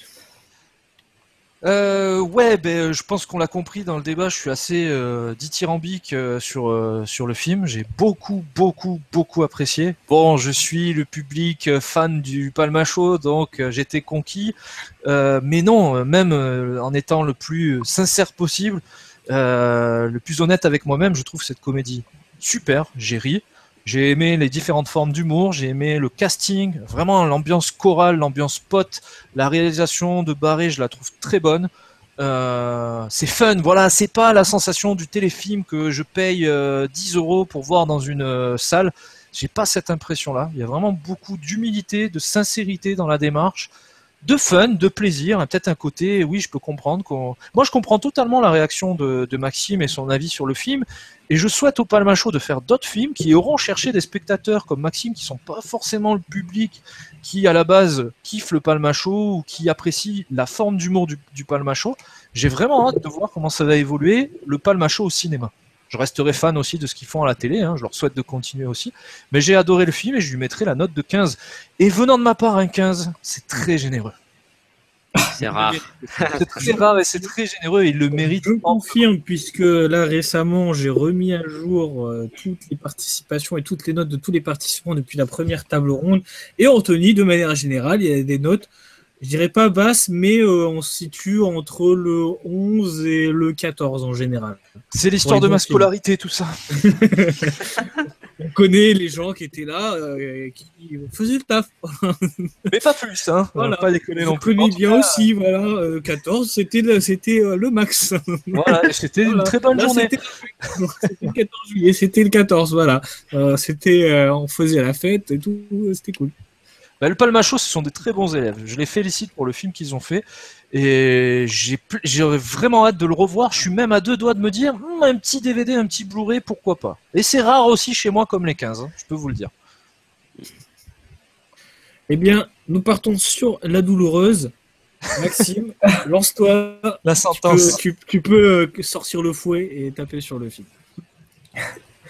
Alors, Max et Léon, ça reste quand même un film que j'apprécie sur le fond, car effectivement, ça change. Certes, j'ai pas trop aimé, mais bon, comme je dis, ça n'a pas changé mon avis sur le fond. Mais sur la forme, même après, je vais le voir une deuxième fois, donc on verra. Comme je dis, on peut changer d'avis. Mais sur la forme, non. Pour moi, il y a des impardonnables. Vouloir faire rire en faisant zozoter quelqu'un ou en faisant passer les gays pour des folles, franchement, il y a des trucs, pour moi, ça va pas. Donc, c'est vrai qu'au niveau des gays, film... y aller. Ouais, puis c'est un Quand... humour. Non, vas-y. Ok. C'est un humour que même si je peux comprendre qu'on aime ce côté décalé, etc., qui pour moi fait un peu trop humour de bas étage à beaucoup de moments. Donc que pour moi, Max et Léon, ça reste quand même un film un peu surcoté parce qu'on me l'a quand même bien vendu. De là à dire que c'est la comédie de l'année, une des meilleures depuis 10 ans, bon, je suis pas du tout d'accord. Donc, ma note va un peu faire mal, mais même en grattant des points, je peux pas mettre plus que 8,5. Ouh, la violence. Ah oui, quand même. Il a regardé le Ouais, c'est Palmacho. du même niveau que moi avec les 7 mercenaires. J'essaye de gratter des points, mais Non, mais attends, non. tu forces pas, hein. C'est comme Adam pour les Non, 7 mais- mercenaires, il met la note qu'il veut et vous Non, avez mais raison. je sais. Mais, Attention, hein, les gars, mais hein, vous faites ce que moi, vous voulez. ouais, Hein. pour moi, c'est pas super. Je trouve qu'il est quand même très surcoté. C'est pas supérieur à pas mal de comédies qui se font dézinguer. Donc non, pour moi, ça mérite pas plus que 8,5. Donc ma note sera 8,5. Maxime, il a regardé le Palmacho, il leur a dit enlevez les frocs. Ouais, mais c'est vrai qu'au niveau des blagues gays, par exemple le coup, le coup du, tu sais quand ils vont à ce bar un peu chelou là. Ouais. Ça c'est vrai que c'était assez particulier. Hein. Moi, C'était ça assez m'a rappelé particulier. Westworld. Je sais pas vous, mais ça m'a fait penser à une scène de Westworld.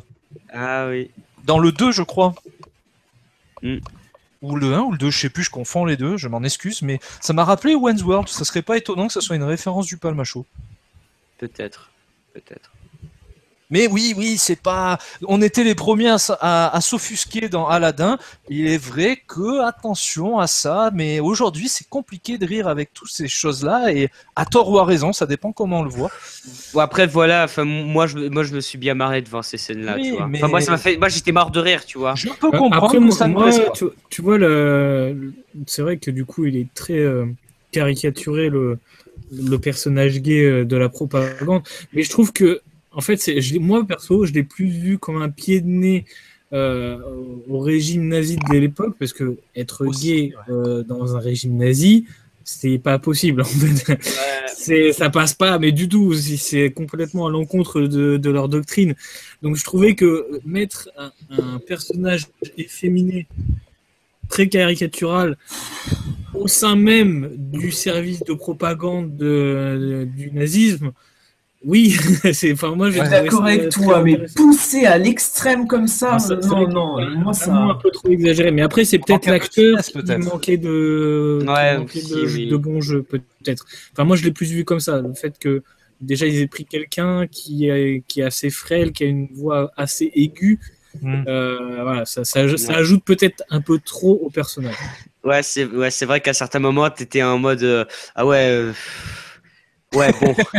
OK. Bon après non moi ça m'a fait marrer, tu vois, enfin C'est la sensibilité de chacun. C'est dur d'être Oui. universel, d'être lisse, enfin non, d'être assez accessible à tous sans être lisse ou sans rabaisser le niveau du film en voulant aseptiser tout ça. C'est ça la grande difficulté du Palmacho pour la suite, et tant mieux pour eux, c'est une bonne difficulté je pense, c'est d'aller chercher, j'insiste, des gens qui sont pas forcément sur leur forme d'humour, et d'aller les chercher, d'essayer aussi de les rajouter à des gens qui les apprécient pour justement leur humour. Après, c'est un peu la difficulté de tous les films comiques et autres. Hein. Il faut essayer de rassembler sans non plus perdre son identité. Ça va être ça le grand challenge du Palmacho par la suite. En plus, c'était cool, on avait un avis qui n'était pas comme le nôtre. Je trouve Voilà. que C'est vrai. intéressant, quoi. Nous, on C'est vrai apprécie que, aussi. comme je l'ai dit, je pensais qu'il y aurait plus de personnes, mais ça tombe bien parce que dans le peu de personnes qu'on a eu, et la seule personne qu'on a eu en dehors de l'équipe de la table ronde était pas du même avis que nous, donc ça tombe très bien. Mm. Si je m'attendais à ça, non, pas du tout, donc c'est très bien. Donc voilà. Ben, je vous remercie d'être venu, malgré tout, malgré le fait qu'on soit que 4. Mais il me semble qu'il y avait d'autres personnes qui voulaient participer, mais qui n'arrivaient pas aux horaires où on enregistrait, mais bon, ça fait partie du jeu, malheureusement. On était plus posés, c'était sympa. Ouais, c'est bien aussi, parce que du coup, de toute façon, je pense que de manière générale, peut-être à part Maxime, il me semble que les autres qui avaient participé, il me semble qu'ils étaient du même avec nous, donc je pense que de toute façon, ça aurait été assez redondant sur les avis, donc finalement, c'est pas plus mal. Eh bien, Maxime, merci à toi d'avoir apporté un avis contraire à ce débat. Enfin, contraire, ça fait genre, t'avais pas raison. Enfin, si, un avis...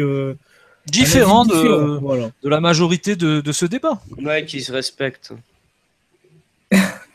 Non, mais c'est bien parce qu'en plus il a argumenté, donc oui. c'était cool. Et Mais du non, coup, ça mais permet de comme comprendre on aussi son dit, point de vue. je pense qu'ici on est tous un peu à l'écoute, c'est le principe même d'un débat, donc justement, Exactement.